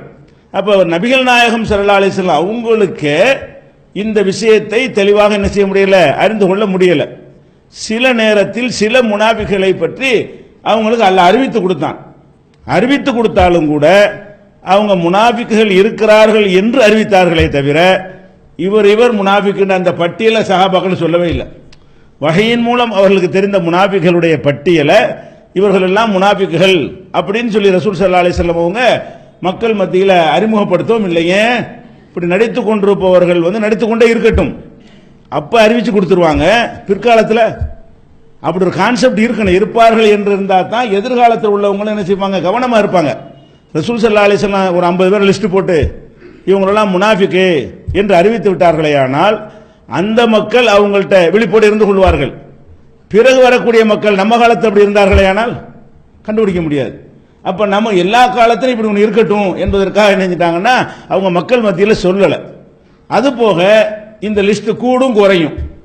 இந்த லிஸ்ட்டை பொறுத்த வரைக்கும் 50 இருப்பான், நாளைக்கு 55 ஆகிக்கிறோம். அந்த முனாஃபிக்கிலே சில பேர் திருந்தி நாங்கள் நடிச்சோம் தெரியாம நாங்கள் உண்மையாக இஸ்லாத்தை ஏற்றுக்கணும்னு மாறக்கூடிய நிலைமை இருக்கிறது. இதனால ரசூல் ஸல்லல்லாஹு அலைஹி வஸல்லம் வந்து எதுக்கு அறிவிச்சு கொடுத்தான்னு சொன்னா, அவங்க இறை தூதரா ஒன்று இருக்கிறாங்க, வந்து அல்லாஹ்வுடைய ஆட்சி அதிபராகவும் இருக்கிறாங்க. முனாஃபிக்குகளால் நாட்டுக்கு ஆட்சிக்கு ஆபத்து வந்துடக்கூடாது என்பதற்காக அவங்க வரும்போது கேர்ஃபுல்லா இருக்கணும். இல்லாட்டி அவங்க என்ன, ரசூலுல்லாஹ் பாதுகாக்கிற பொறுப்பு அல்லாஹ் ஏற்றுக்கிட்டான். வல்லாஹு யாஸிமுக மினன் நாஸ், மக்களிடமிருந்து அல்லாஹ் உங்களை பாதுகாப்பான். இப்போ நபிகள் நாயகம் ஸல்லல்லாஹு அலைஹி வஸல்லம் அவங்க சராசரி மனிதன்மார் தான் மக்கள்கிட்ட நடமாடினாங்க. எல்லாரும் மாதிரி பள்ளியாசலுக்கு வருவாங்க, 5 வேளை அவங்கள சந்திக்கலாம், தொழுதுட்டு போவாங்க. போகும்போது எந்த எதிரி வேண்டாலும் ஈஸியாக அவங்களை வந்து கொன்று விட முடியும். கொல்ல நினைத்தால் உலகத்தில் எளிதாக கொள்ளக்கூடிய ஒரு தலைவர் அவங்க மட்டும் தான் இருந்தாங்க. எந்த செக்யூரிட்டியும் கிடையாது, எந்த பாதுகாப்பும் கிடையாது. அந்த மாதிரி ரசூல் ஸல்லல்லாஹு அலைஹி வஸல்லம் இருக்கும் பொழுது அப்ப எதிரிகள் யாரு நல்லவன் யாருன்னு உங்களுக்கு தெரியலன்னு வைங்க, ஈஸியாக கொண்டு போயிடுவாங்க. அப்ப அல்லாஹ் என்ன செய்யறான், அவங்கள தனியாக நடக்க விட்டுட்டு அம்போண்டு விட்டு விடாமல் இவன் எல்லாம் முனாஃபிக் என்ற ஒரு விஷயத்தை அறிவிச்சு கொடுத்துறான். அப்போ ஒரு முனாஃபிக் வந்து ரசூலுல்லாஹ் கேர்ஃபுல்லா, இவன் முனாஃபிக்குவன், இவனால் ஏதாவது ஆபத்து ஏற்படக்கூடும் கவனமா இருந்து கொள்வார்கள். அப்ப ரசூல் ஸல்லல்லாஹு அலைஹி வஸல்லம் உங்களுக்கு அல்லாஹ் அவங்களை பாதுகாக்கிறேன்னு சொல்லிட்டாங்க. மனிதர்களால் கொள்ள முடியாது. ரசூல் ஸல்லல்லாஹு அலைஹி வஸல்லம் அல்லாஹ் கொடுத்த உத்தரவாதம் என்ன? வல்லாஹு யாஸிமுக மினன் நாஸ், மனிதர்களிடமிருந்து உன்னை அல்லாஹ் பாதுகாப்பான். வேற மாதிரி கொள்ள முடியுமே தவிர மனிதர்களால் உன்னை கொள்ள முடியாது என்பதை ஒரு முன்னறிவிப்பாக செய்து அந்த மாதிரியே கொள்ள முடியாமல் இயற்கையாக என்னஞ்சாங்க மரணம் அடைந்ததை நம்ம பார்க்கிறோம். அப்ப ரசூல் ஸல்லல்லாஹு அலைஹி வஸல்லத்துக்கு மட்டும் அல்லாஹ் அறிவித்து கொடுத்தானே தவிர அதுவும் அனைவருக்கும் சொல்வதற்கு அறிவித்து கொடுக்கப்படல. அந்த அறிவித்து கொடுத்தல் அவங்களுக்கு பிரத்யேகமாக அறிவிக்கப்பட்டுச்சு என்று சொன்னால் அப்ப அத்தனை சஹாபாக்களுடைய மனசு நம்பிக்கை பிரகாரம் இவங்கெல்லாம் எப்படி பார்க்கப்பட்டிருப்பாங்க? இந்த முனாஃபிக்கா இருந்தவர்களை எல்லாம் எந்த மாதிரி நினைத்து கொண்டு மரணித்திருப்பார்கள்? நல்ல மனுஷன், சஹாபி, அவர் தோழர், அவர் உண்மையான முஸ்லீமு இப்படிங்கிற மாதிரி சில பேர் என்ன செய்வாங்கன்னா இந்த ரெட்டை வேஷம் போடுறது வெளிப்படுற சமயத்தில் அப்படிப்பட்ட சிலரை கறந்து கொள்வார்கள். முனாஃபிக் வேஷம் போட்டாலும் ஒரு ஆள்கிட்ட போய் சொல்லுவாங்க, அவர் வந்து நம்மளை சேர்ந்தவராக இருப்பார், அவர் நம்மகிட்ட சொல்லிடுவார், இவன் வேற மாதிரி பேசிட்டு இருக்கான், கவனமாக இருந்துக்கிறங்க, இப்படி சிலரை அறிந்து வைத்திருந்தார்கள். சஹாபாக்கள் அவங்க தெரியாதனமா வேற ஒரு ஆள் கிட்ட வாயை துறந்து அதன் மூலமாக சில விஷயத்தை பேசி அது காது கிடைத்தால் அவங்கள பத்தி எடை போட்டு வச்சிருந்தாங்களே தவிர உள்ளத்தில் ஈமான் இருக்குதா இல்லையா என்று அறிந்தார்களா என்றால் அறிந்து கொள்ளவே முடியவில்லை. அப்ப ஒட்டுமொத்தமாக அந்த முனாஃபிக்களுடைய கூட்டம் முஸ்லிம்களாக இருந்தார்கள். அப்ப முஸ்லிமா இல்லையான்னு கண்டுபிடிக்க முடியலன்னா நம்ம என்ன நினைக்கிறோம், இவர் அவுலியா, இதையே கண்டுபிடிக்கிற சாதாரண ஒரு முஸ்லீம்ல அவனை சேர்க்கிறதா நடிக்கிறானா, பெரிய மகான் அந்த அந்தஸ்தெல்லாம் விட்டு தள்ளுங்க, முஸ்லீம்ல இருக்கிறானா இல்லையாங்கிறத கூட கண்டுபிடிக்க இயலுமா? வெளிப்புற செயலை வைத்து முஸ்லீம் சொல்லிக் கொள்ள வேண்டியது அவ்வளவுதான். இப்படி நினைத்தவர்கள் நாளைக்கு முஸ்லீம் இல்லாமல் மறுமையில் இருப்பார்கள். அப்ப அந்த மாதிரியான ஒரு நிலையில் இருக்கும் பொழுது மகான்கிற முத்திரை எப்படி யாருக்கு நம்ம குத்த முடியும்? குத்து இறைவனுடைய அதிகாரத்தை கையில் எடுக்கிறதாகுமா இல்லையா? கல்பு சம்பந்தப்பட்டது இல்லையா நல்லவர் என்பதெல்லாம்? அது மாதிரி தான் ரசூல் ஸல்லல்லாஹு அலைஹி வஸல்லம் காலத்தில் பார்த்தீங்கன்னா எப்படியெல்லாம் அவர்கள் ஏமாற்றப்பட்டிருக்காங்கன்னு பாருங்க. நபிகள் நாயகம் ஸல்லல்லாஹு அலைஹி வஸல்லம் அவங்கள்ட்ட ஒரு கூட்டத்தார் வர்றாங்க. என்ன செய்யறாங்கன்னா, நாங்க இஸ்லாத்தை ஏத்துக்கிட்டோம், வெளியூர்ல இருந்து எங்களுக்கு இஸ்லாத்தை சொல்லி தருவதற்கு நல்ல திறமையான உங்களுடைய தோழர்களை எங்களுக்கு அனுப்பி வைங்க கேட்கிறாங்க. பெரிய ஊர், அதிக நம்பர் உள்ள ஒரு பகுதி. அந்த பகுதிக்கு ரசூலுல்லாஹ் என்ன செய்யறாங்கன்னு கேட்டா 70 பேரை பொறுக்கி எடுக்கிறாங்க, 70 சஹாபாக்களை. அந்த 70 பேரும் எப்படிப்பட்டவங்க சொன்னா குன்னானு சம்மீஹுல் குர்ரா, குர்ஆன் ஓதுவதில் மேதைகள் என்று நாங்கள் அவர்களை மதித்து வந்தோம் ஆனா சொல்றாங்க. அப்படியான ஒரு தோழர்கள் அவங்க 70 பேரும். அவங்க பகலெல்லாம் விறகு பொறுக்கி அதை விட்டு வாழ்க்கை நடத்தி விட்டு இரவு நேரத்தில் குர்ஆன்ல ஓதுவதற்கு அர்ப்பணித்த நன்மக்கள் அவங்க. அந்த மாதிரி அந்த ஹதீஸ்ல அப்படி வருது. அப்படியான ஒரு நன்மக்களை ஒரு 70 பேரை பிடிச்சி அது குர்ஆனை மனப்பாடம் பண்றதுங்கிறது அன்னைக்கு எழுத்துலாம் குர்ஆன்ல கிடையாது, எழுத்து வடிவான குர்ஆன் எல்லாத்தையும் கிடையாது. இந்த காரிகள் உள்ளத்துல தான் குர்ஆனை பாதுகாக்கப்பட்டிருக்கிறது. அவங்களுக்கு ஏதாவது ஏற்பட்டுச்சுன்னா குர்ஆனுடைய பாதுகாப்புடைய தன்மை குறைஞ்சிடும். அந்த மாதிரியான ஒரு ஆட்களை பொறுக்கி எடுத்து இவங்களோட அனுப்பி வைக்கிறாங்க 70 பேரை. அப்ப மார்க்கத்தை சொல்லிக் கொடுக்க ஆர்வமா இவங்க போறாங்க. அந்த ஊர்ல இஸ்லாத்தை ஏத்திருக்கிறாங்க. அந்த மக்களுக்கு போய் நம்ம இஸ்லாத்தை விளக்குவோம், குர்ஆனை கற்றுக் கொடுப்போம், தீனுடைய போதனையை சொல்லுவோம் அப்படின்னு போகும் பொழுது அவங்க அதுக்கு தகுந்த மாதிரி தயார் நிலையில ஒரு கூட்டத்தை திரட்டி வைத்துக் கொண்டு இந்த மதீனா எல்லையெல்லாம் கடந்த பிறகு நம்ம அந்த போதனை மலைப்பாதை காலி இடம் நிறைய இருக்கும். அந்த மாதிரியான இடங்கள் இப்போ கூட அந்த மாதிரியான இடங்கள் ஒருத்தனை கவுத்துரா இருந்தா அந்த மதீனாவை தாண்டிட்டு அது மாதிரி இடங்கள் நிறைய வருகிறது. அப்படியான ஒரு இடத்தில் வைத்து என்ன செய்யறாங்கன்னா 70 பேரை கொண்டுறாங்க. கூட்டிட்டு போய் அடிச்சு தாக்குறது இல்ல, 70 பேரை கொலை செய்யறதா இருந்தா இவ்வளவு ஒரு வன்னஞ்சர்களா இருந்திருக்கணும். சும்மா உங்க பிரச்சாரம் பிடிக்கல அப்படிங்கிறது திட்டுறது, பொப்பங்கடா அடிச்சு விரட்டி விடுறது, அப்படி செய்வது ஒரு வகை. இவர்கள் எந்த மாதிரி இருந்தார்கள் சொன்னா இஸ்லாத்தையும் முஸ்லீம்களை அழிக்கிறதை சதிவேலை செஞ்சு டோட்டலா அழிக்கணும், இந்த மாதிரி கூட்டி கொண்டு போய் கொல்லணும் என்பதை பெரிய ஒரு கொள்கையாக இவங்க வைத்திருந்தார்கள் என்று சொன்னால் அவர்களை ஏன் ரசூலுல்லாஹ் கண்டுபிடிக்க இல்லை? வந்தாங்கல்ல, நாங்க முஸ்லீம்கள் தான் நம்பிடுறாங்க, தீனை சொல்லிக் கொடுக்கன்னு சொல்றாங்க, ரொம்ப ஆர்வத்தை அனுப்பி வைக்கிறாங்க. மார்க்கம் பரவுத, தீனை சொல்லிக் கொடுக்க தானே கூப்பிடுறாங்க. அப்ப அவங்க மகா கெட்டவங்க என்பதும் அவங்களுடைய சதி திட்டம் என்ன என்பதும் ரசூலுல்லாஹ்வுக்கு தெரிய, கெட்டவர்களை நல்லவங்க நினைக்கிறாங்க. கெட்டவங்கள நல்லடியார்கள் வந்துட்டாங்க, இஸ்லாத்தை ஏற்றுக்கொண்டு தியாகம் பண்ணி வந்திருக்கிறாங்க, மார்க்கத்தை அறிந்து கொள்வதில் என்ன ஆர்வம் அப்படிதான் நினைச்சாங்க. மார்க்கத்தை அறிந்து கொள்வது இவ்வளவு ஆர்வம் பயணப்பட்டு கேட்கிறாங்க. இந்த மாதிரி ஆர்வம் உள்ள மக்களா இருக்காங்க. ரசூலுல்லாஹ் நினைச்சு ஏமாந்தாங்களா இல்லையா? அப்ப ரசூல் ஸல்லல்லாஹு அலைஹி வஸல்லம் அவர்கள் வந்த ஒருத்தன் நல்லவன் நினைக்கிறாங்க, நல்லவனா இருக்கல, கெட்டவன்ல மகாமாக கெட்டவனா இருக்கிறான். சாதாரண விஷயம் இல்ல, கொலை செய்யறது கூப்பிடுறான். அந்த இடத்துல அவங்களுக்கு தெரியல. அழைத்தது எதுக்காக வேண்டிய 70 பேர் கூட்டிட்டு போனது, இந்த குர்ஆனுக்காக சேவை செய்யறவங்களை காலி பண்ணிட்டால், தாயிகளை பிரச்சாரகர்களை காலி பண்ணிட்டா அவருடைய கை ஒடிஞ்சு அவர் மட்டும் தனித்து நிற்பாரு, அவருக்கு ஆள் இல்லாமல் போயிடும். அந்த மாதிரி ஆளை பொறுக்கு மணிகளாக உருவாக்கின சமுதாயத்திலே பொறுக்கு மணிகள் சொன்ன சிறந்த ஆட்களை தேர்வு செஞ்சு அனுப்புங்கன்னு சொல்லி வெட்டி கொண்டுட்டாங்களே. அவங்களுக்கு ரசூல் ஸல்லல்லாஹு அலைஹி வஸல்லம் அவர்களால் அதை கண்டுபிடிக்க முடியவில்லை என்றால் நீங்க எப்படி ஒருவரை மகான்கிறீங்க, எப்படி ஒருவர் அவுலியாங்கிறீங்க, எப்படி ஒரு நல்லடியார் என்கிறீங்க? அப்ப இவர் சொல்வது உள்ளத்தில் இஹ்லாஸானவர் அப்படிலாம் சர்டிபிகேட் கொடுத்து கொண்டிருக்கிறோம். அவர் தக்வா உள்ளவர், அவர் இஹ்லாஸானவர், அவர் அல்லாஹ்வுக்காக அர்ப்பணிக்கிறவர். அர்ப்பணிக்கிற மட்டும் சொல்லிட்டு போங்க, அல்லாஹ்வுக்காக யாருக்கும் சொல்ல முடியாது. அவர் அல்லாஹ்வுக்காக செய்யறாரா தனக்காக செய்யறாரா என்பதெல்லாம் அவன் ஜட்ஜ்மெண்ட் பண்ணுவான். அவருடைய செயல்பாடுகளை பேசுங்கள், வெளிப்படையானதை பேசுங்கள். உள்ளம் தூய்மையாயிருக்கிறது என்பதற்கு யாருக்கும் சர்டிபிகேட் கொடுக்காதீங்க. யாருக்கும், எந்த ஒரு மனிதருக்கும் என்ன செய்ய முடியாது, நல்லடியார் என்று சர்டிபிகேட் கொடுக்க முடியாது. ஏன்? அல்லாஹ்வுடைய ரசூலுக்கு அதை கொடுக்கவில்லை, கண்டுபிடிக்கிற அதிகாரத்தை. சில பேரை பற்றி அறிவித்து கொடுத்தான், இவங்க நல்லடியார்கள், அது பின்னாடி நம்ம சொல்லுவோம். அது அறிவித்து கொடுத்ததை அறிந்தார்களே தவிர அறிவித்து கொடுத்தது ரொம்ப சின்ன நம்பர். 10 லட்சம் பேர் இருக்கிற ஒரு சபையில் 15 பேரை பற்றி அறிவித்து கொடுத்தா என்னது? இப்படி சின்ன நம்பர், இப்படி சின்ன நம்பரை பற்றி அறிவித்து கொடுத்தாங்களே தவிர எல்லாரை பற்றிய எந்த ஒரு நல்லவங்களா என்ற ஒரு ஞானம் ரசூலுல்லாஹ்வுக்கு வழங்கப்படலைங்க. இது கல்பு சம்பந்தப்பட்டது, உள்ளத்தில் உள்ளது யாரால என்ன செய்ய முடியாது, அறியவே முடியாது. ஒருத்தர் நல்லவனா என்பது உள்ள சம்பந்தப்பட்டது. அதே மாதிரி இன்னொருத்தங்க வர்றாங்க மதீனாவுக்கு, இன்னொரு கூட்டம். அவன் என்ன செய்யறான்னு கேட்டா, அங்க தங்கிக்கிறோம் நாங்க. மஸ்ஜித் நபவி என்பது பிரம்மாண்டமான இடம், பள்ளிவாசல் என்பதற்கு சின்ன இடத்தை ஒதுக்கி கொண்டாலும் பள்ளிவாசலுடைய வளாகம் ரொம்ப பெருசு. எவ்வளவு பெருசு? அங்கதான் ஜக்காத்து பொருள்லாம் குவிக்கப்பட்டிருக்கும், ஜக்காத்தோட ஒட்டகங்கள்லாம் ஒரு மேய்ஞ்சிக்கிட்டு இருக்கும், குற்றவாளிகளுக்கு தண்டனை கொடுக்குற இடமும் அதுல தான் இருக்கும். இப்படி எல்லாமே இருக்கக்கூடிய திண்ணை தோழர்கள் 70 சகாபாக்கள் ஓரமா தங்கிக் கொள்ளவும் செய்வார்கள். பள்ளிவாசல் தொழுவதற்கு ஒரு இடம் இருக்கும். அது மட்டுமல்ல, பள்ளிவாசல் அவர் வாங்கின இடம் ரொம்ப பிரம்மாண்டமான இடத்தை ரசூல் ஸல்லல்லாஹு அலைஹி வஸல்லம் அவர்கள் தம்முடைய சொந்த பணத்திலிருந்து வாங்கினார்கள். அந்த இடத்துல இந்த எல்லா ஏற்பாடுகளுமே இருக்குதா. வெளியூர்ல இருந்து வர்றாங்க, தங்கிக்கிறோம், வெளியூர்ல நாங்கள் வந்துட்டோம், தங்க இடம் இல்லை, தங்க உடம்பு வேற சரியில்லாம வயிற்று போக்குன்னு சொல்லிட்டாங்க. அப்ப ரசூலுல்லாஹ் நீங்க வயிற்று போக்கா இருந்தா நீங்க இங்க தங்கிக்கிறங்க, இந்த ஜக்காத் ஒட்டகங்கள் தான் இருக்குது, அதுல போய் நீங்க தேவைப்படும் போதெல்லாம் பால் கறந்து குடிச்சுக்கிறங்க, குடிச்சிட்டு இங்கே தங்குங்க, உடம்பு சரியா போனா நீங்க போங்க அப்படின்னு சொல்லி மஸ்ஜித் நபவியில தங்க வச்சிடறாங்க. அல்லாஹ்வுடைய பள்ளியில என்ன செய்யறாங்க, அவங்கள அந்த வந்த கூட்டத்தை தங்க வச்சிடறாங்க. எதனால தங்க வைக்கிறாங்க? இவங்க நோய்னு சொல்றாங்க, வயிற்று போக்கு, ஊர் ஒத்துக்கல மதீனா, நெசமா சொன்னாங்களா பொய் சொல்லியிருக்காங்க தெரியல, என்னன்னு தெரியல. ஆனா சொன்னது எப்படி, எங்களுக்கு இந்த ஊர் ஒத்துக்கொள்ளல, அதனால வயிற்றுப்போக்கா இருக்கிறது என்று சொன்ன உடனே வயிற்றுப்போக்கு அந்த ஒட்டகப்பால் நல்ல மருந்து இப்ப விஞ்ஞானிகள் கண்டுபிடிச்சிருக்கிறாங்க. அப்ப அந்த மாதிரி நீங்க ஒட்டகப்பாலை கறந்து குடித்து கொண்டு இங்கே தங்கிக் கொள்ளுங்கள் அப்படிங்கிறாங்க. அவங்க என்ன செய்யறாங்க, கொஞ்ச நாள் இருந்து எல்லாம் ஒட்டகப்பாலை தங்கி விட்டு அந்த வயிற்றுப்போக்கு நின்று நல்லா ஒரு திடகாத்திரம் ஆயிட்டாங்க.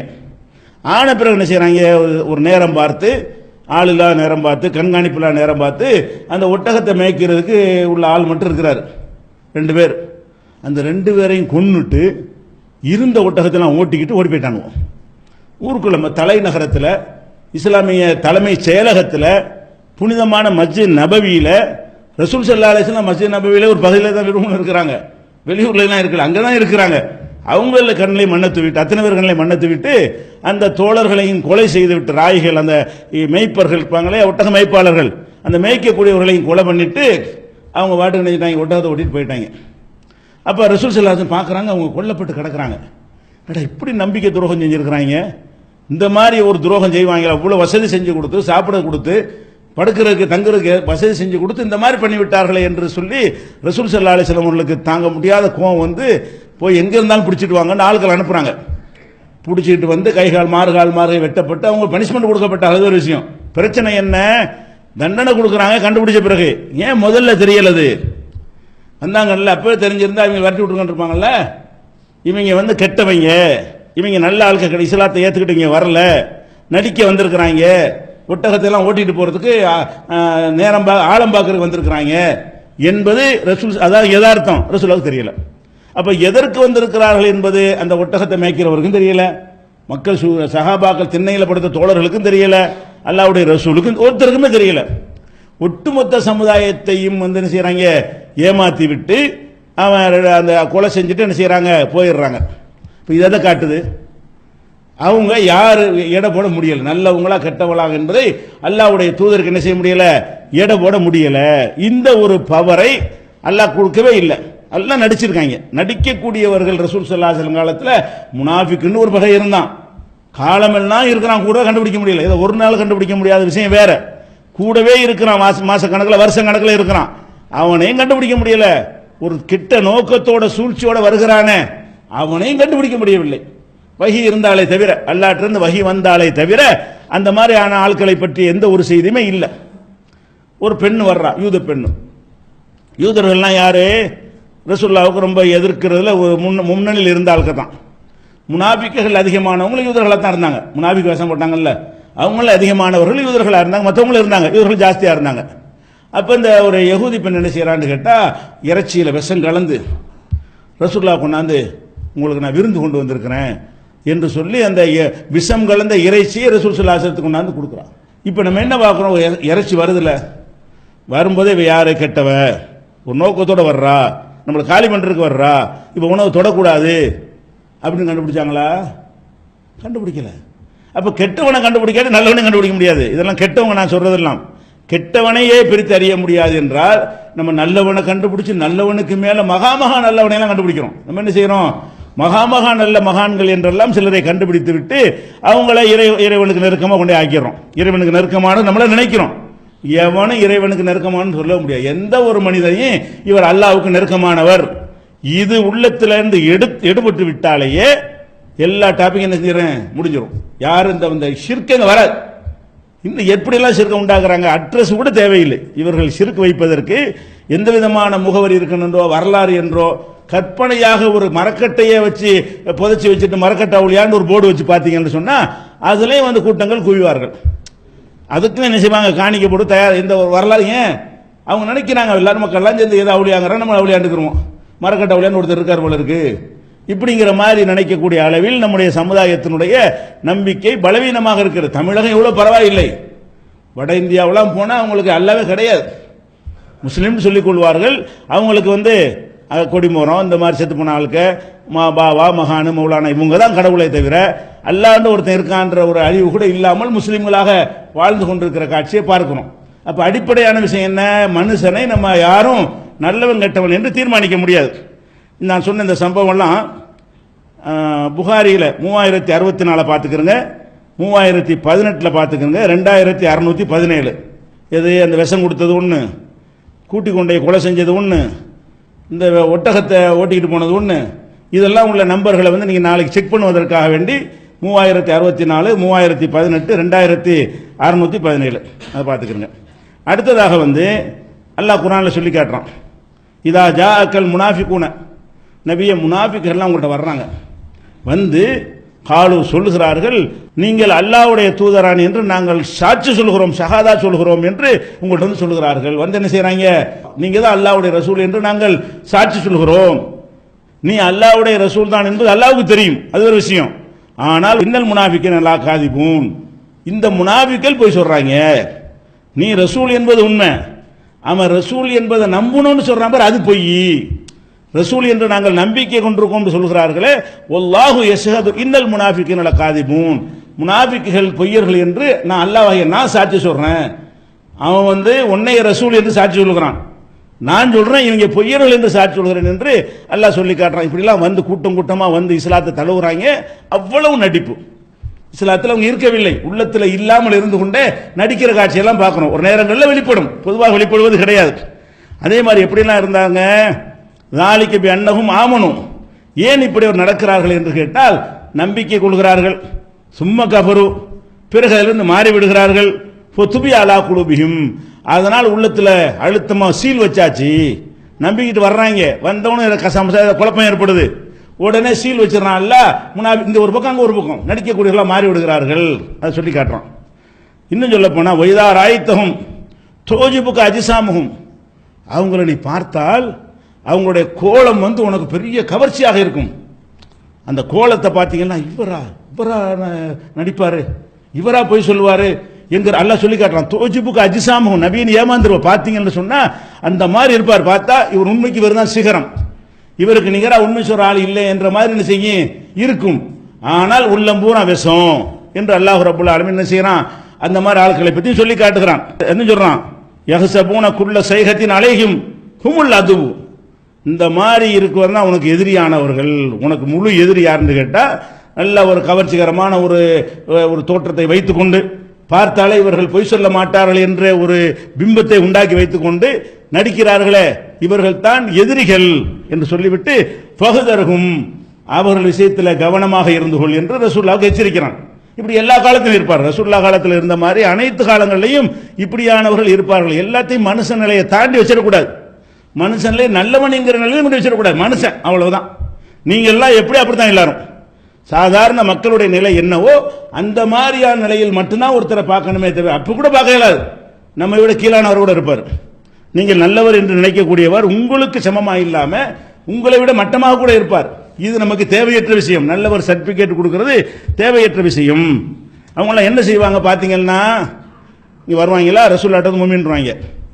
வந்துட்டு அப்புறமேல் மக்கள்கிட்ட பணக்காரங்கள்ட்டாம் போய் முகமதுக்கு ரூபா போய் கொடுத்துடாதீங்க, முகமதுக்கு லா துன்ஃபிகு அலாமன் இந்த ரசூல் இல்லா, ரசூல்லாட்ட இருக்கிற ஆளுக்கு எந்த செலவும் பண்ணிடாதீங்க, அவர் பணத்தை வச்சு என்னமோ செய்ய போறாரு அப்படின்னு சொல்லி வெளியே போய் சொல்றாங்க. இங்க வந்துகிட்டு நீங்க தான் வந்து தலைவர்னு சொல்லிட்டு போயிடுறாங்க. அந்த பக்கம் போனா என்ன சொல்லுவாங்களா, ஹுமுல்லதீன யகூலுன, அவர்கள் சொல்கிறார்கள் லா துன்ஃபிகு அலாமன் இந்த ரசூல் இல்லா, ரசூலுல்லாட்ட இருக்கிற ஆள்கிட்ட எதுவும் செலவு பண்ணிடாதீங்க, கொடுத்துடாதீங்க, காசு இஸ்லாத்தில் இருந்துக்கிறங்க, ஆனா காசு பணம் கொடுத்துடாதீங்க.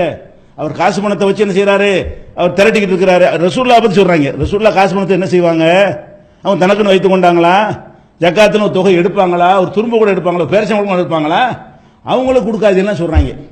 இதே மாதிரி இன்னைக்கு நீங்க பார்க்கலாம். இன்னைக்கு என்ன செய்வாங்க, உங்கள்கிட்ட வந்து ஒரு வேஷம் போட்டுக் கொள்வார்கள், அந்த பக்கம் போய் தகுதி மாதிரி காசு கொடுத்துறாத, இவனா இப்படி சொன்னான்னு தெரியும் நமக்கு, இவனா இப்படி நேற்று இந்த பக்கம் வந்தா அங்க போய் எப்படி சொல்றானே, அவங்களுக்கு கொடுத்துறாத, அனாதை எப்படி சிறுவர் இல்லமாங்க, அவனு கொடுத்தா சாப்பிட்டு போயிடுவாங்க அப்படின்லாம் சொல்லக்கூடிய ஆளுக்கு என்ன செய்யறாங்க, முனாஃபிக் இருக்காங்களா இல்லையா, நம்மளும் பார்க்குறோமே. இந்த காலத்திலேயே முனாஃபிக்கள் இருக்கிறாங்கன்னா அது அதனுடைய தொடர்ச்சி இருப்பார்கள், கண்டுபிடிக்கல. இப்படி சொல்வதற்கு முன்னாடி, அந்த சொல்லு நம்ம காதுக்கு வருவதற்கு முன்னாடி கண்டுபிடிக்க முடியாமல் இருப்பார்கள் என்பதை என்ன செய்யறோம், பார்க்கிறோம். அதே மாதிரி வந்து இன்னொரு இடத்துல சொல்லி காட்டுறான், ரசூலுல்லாஹ் சொல்றாங்க தஜிது மின் ஷர்ரின் நாஸ் யௌமல் கியாமா, மனிதர்களே மகா இதை சொல்லி காட்ட வேண்டியிருக்கு. ஏன்னு கேட்டா அல்லாவுக்கு ரொம்ப பிடிக்காது குஃப்ர், அல்லாவுக்கு பிடிக்காது இறை மறுப்பு, ஷிர்க் அல்லாவுக்கு பிடிக்காது. அதை விட அல்லாவுக்கு ரொம்ப பிடிக்காது என்னன்னா டபுள் கேம். அல்லாவுக்கு எது பிடிக்காது, எஸ்னோ ஒன்னு எங்கிட்டு அங்கிட்டு, இந்த ரெண்டு பக்கம் முகம் காட்டுறதுக்கான இவன் தான் படைப்பினங்களே மகா கெட்டவன். ரசூலுல்லாஹ் சொல்றாங்க, எப்படி சொல்றாங்க, தஜிது மின் ஷர்ரின் நாஸ் யௌமில் கியாமத் இந்தல்லா, அல்லாஹ்விடத்திலே கியாமத் நாள்ல மனிதர்களையே மகா கெட்டவனாக நீ காண்பாய். யாரை காண்ப, தல் வஜ்ஹைனி, ரெண்டு முகம் உள்ளவனை, ரெண்டு முகம் உள்ளவனா இருக்கான் பாருங்க, அவன் தான் மனிதர்களே மகா கெட்டவன். எப்படி கெட்டவன் கேட்டா, அல்லது ஏத்தி ஹாவுலாய் பி வஜ்ஹின் வஹாவுலாய் பி வஜ்ஹின், இவங்கள்ட்ட ஒரு முகத்தை காட்டுவான், அவங்கள்ட்ட ஒரு முகத்தை காட்டுவான், இவங்கள்ட்ட வந்து தௌஹீத் முகத்தை காட்டுவான், அவங்கள்ட்ட போய் ஷிர்க் முகத்தை காட்டுவான், இவங்கள்ட்ட தௌஹீத் முகத்தை காட்டுவான், அவங்கள்ட்ட பிதத் முகத்தை காட்டுவான். இப்படியாக ரெண்டு முகத்தை காட்டக்கூடியவன் இருக்கிறானே, அவன் தான் அல்லாஹ்விடத்திலேயே படைப்புகள்ல கியாமத்து நாள்ல மகாமக கெட்டவன் நிற்பான். கெட்டவன் லிஸ்ட் போடுவான்ல, முதல் இடத்துல தான் நிற்பாங்க. யாரு, காபிர் முஷ்ரிக்லாம் முதல் இடத்துல நிற்க மாட்டான். இந்த பக்கம் ஒண்ணு அந்த பக்கம் ஒண்ணு, முனாஃபிக்கள் ரசூலுல்லாஹ் காலத்தில் இருந்த மாதிரி போய் இருப்பீங்க, ஏமாந்து போவீங்க. ஆனால் மறுமையில் அவர்கள் தெரிவார்கள், இவனா இப்படி என்று எப்ப தெரியாது, மறுமையில தெரியும், அல்லது அவர்களுடைய வாயினால் உளறி மாட்டிக்கொள்ளும் போது தெரியும். அப்படி இல்லாத வரைக்கும் கண்டுபிடிக்க முடியாத முனாஃபிக்குகள் வந்து கியாம நாள் வரைக்கும் இருப்பார்கள். இப்படிலாம் இருப்பார்கள் என்று சொல்லும் பொழுது நம்ம எப்படி நல்லவனை தீர்மானிக்கிறது, நம்ம தீர்மானிக்கிற ஒருத்தன் இப்படி நல்லவனாக இருப்பான். இந்த ஒரு அடிப்படை மனுஷன் இது வந்து புகாரியில 6058வது ஹதீஸில் இருக்குது. அது மாதிரி ஒமினன் நாசி மை யோஜிபுக கவுலுஹு ஃபில் ஹயாத்தி துன்யா, இந்த உலகத்தில் வாழும்போது சிலருடைய சொற்கள் உங்களை அப்படி கவரும். எப்படி கவரும், ஓ யுஸ்ஹிதுல்லாஹ் அலாமாபி கல்பிஹி, கல்புல உள்ளதுக்கு அல்லாஹ் சாட்சி ஆக்கிறோம். ஆதாரங்களை கொண்டு சொல்லாம அல்லாஹ்வுக்கு தெரியும் நான் சுத்தமான, அல்லாஹ்வுக்கு தான் எல்லாம் தெரியுமே, அல்லாஹ்வை சாட்சி ஆக்குறது ஆக்கக்கூடாது. அல்லாஹ்வை சாட்சி ஆக்குறது வந்து அயோக்கியத்தனம். நான் நல்லவனா என்பதற்கு நான் என்னுடைய ஆதாரங்களை காட்ட வேண்டும், என்னுடைய சாட்சியத்தை கொண்டு சொல்ல வேண்டும். அதை விட்டுட்டு என்னை பத்தி சொல்றீங்களா, அல்லாஹ்வுக்கு தெரியும், இது வந்து தப்பிச்சு என்ன, அல்லாஹ்வுக்கு தான் எல்லாம் தெரியும், இது எவனும் சொல்லலாம் அல்லாஹ்வுக்கு தெரியும்னு. கொலை செஞ்சவங்க கூட என்ன செய்யலாம், அல்லாஹ்வுக்கு தெரியுங்க, அல்லாஹ் வந்துட்டு இருக்காங்க, இந்த மாதிரிலாம் சொல்லுவார்கள்ல. இது வந்து நல்ல பேச்சு கிடையாது. அல்லாஹ் சொல்றான், இவன் வந்து எப்படி சொல்றான்னு கேட்டா, ஒமினன் நாசி மை யுஜிபுக கவுலுஹு, சிலருடைய சொற்கள் உமை கவரும், ஃபில் ஹயாத்தி துன்யா உலகத்துல, ஓ யுஸ்ஹிதுல்லாஹ அலாமா ஃபி கல்பிஹி, உள்ளத்துல இருப்பதற்கு அல்லாஹ்வை சாட்சியாக்குவான். உள்ளத்துல இருப்பதற்கு அல்லாஹ்வை சாட்சி ஆக்க கூடாது. உள்ளத்துல இருப்பது அல்லாஹ்வுக்கு தான் தெரியும், சாட்சியாக அல்லாஹ் சொல்ல போறான், சாட்சி சொல்ல போறானா அது மறுமையில தெரியும். சொல்லிவிட்டு ஓஹு அலத்துல் ஹிசாம் 2204 வசனத்தில் இருக்குது, ஓஹு அலத்துல் ஹிசாம், இவன் தான் கடுமையான வரட்டுவாதம் செய்யக்கூடியவன். அப்ப அல்லாஹ்வை நம்ம பார்க்கிறோம், அல்லாஹ்வை சாட்சியாக்கி தான் சொல்ற சரிதான் சொல்லுவான், அப்படி நம்பிடுவோமா, ஏமாந்துருவார்கள் மனிதர்கள். இப்படியான மனிதர்கள் இருக்கிறார்கள். அவன் தன்னுடைய வாதத்திற்கு தன்னுடைய கூற்றுக்கு அல்லாஹ்வை சாட்சியாக்குவார்களே, ஆனால் நம்மளும் ஆக்கிடக்கூடாது.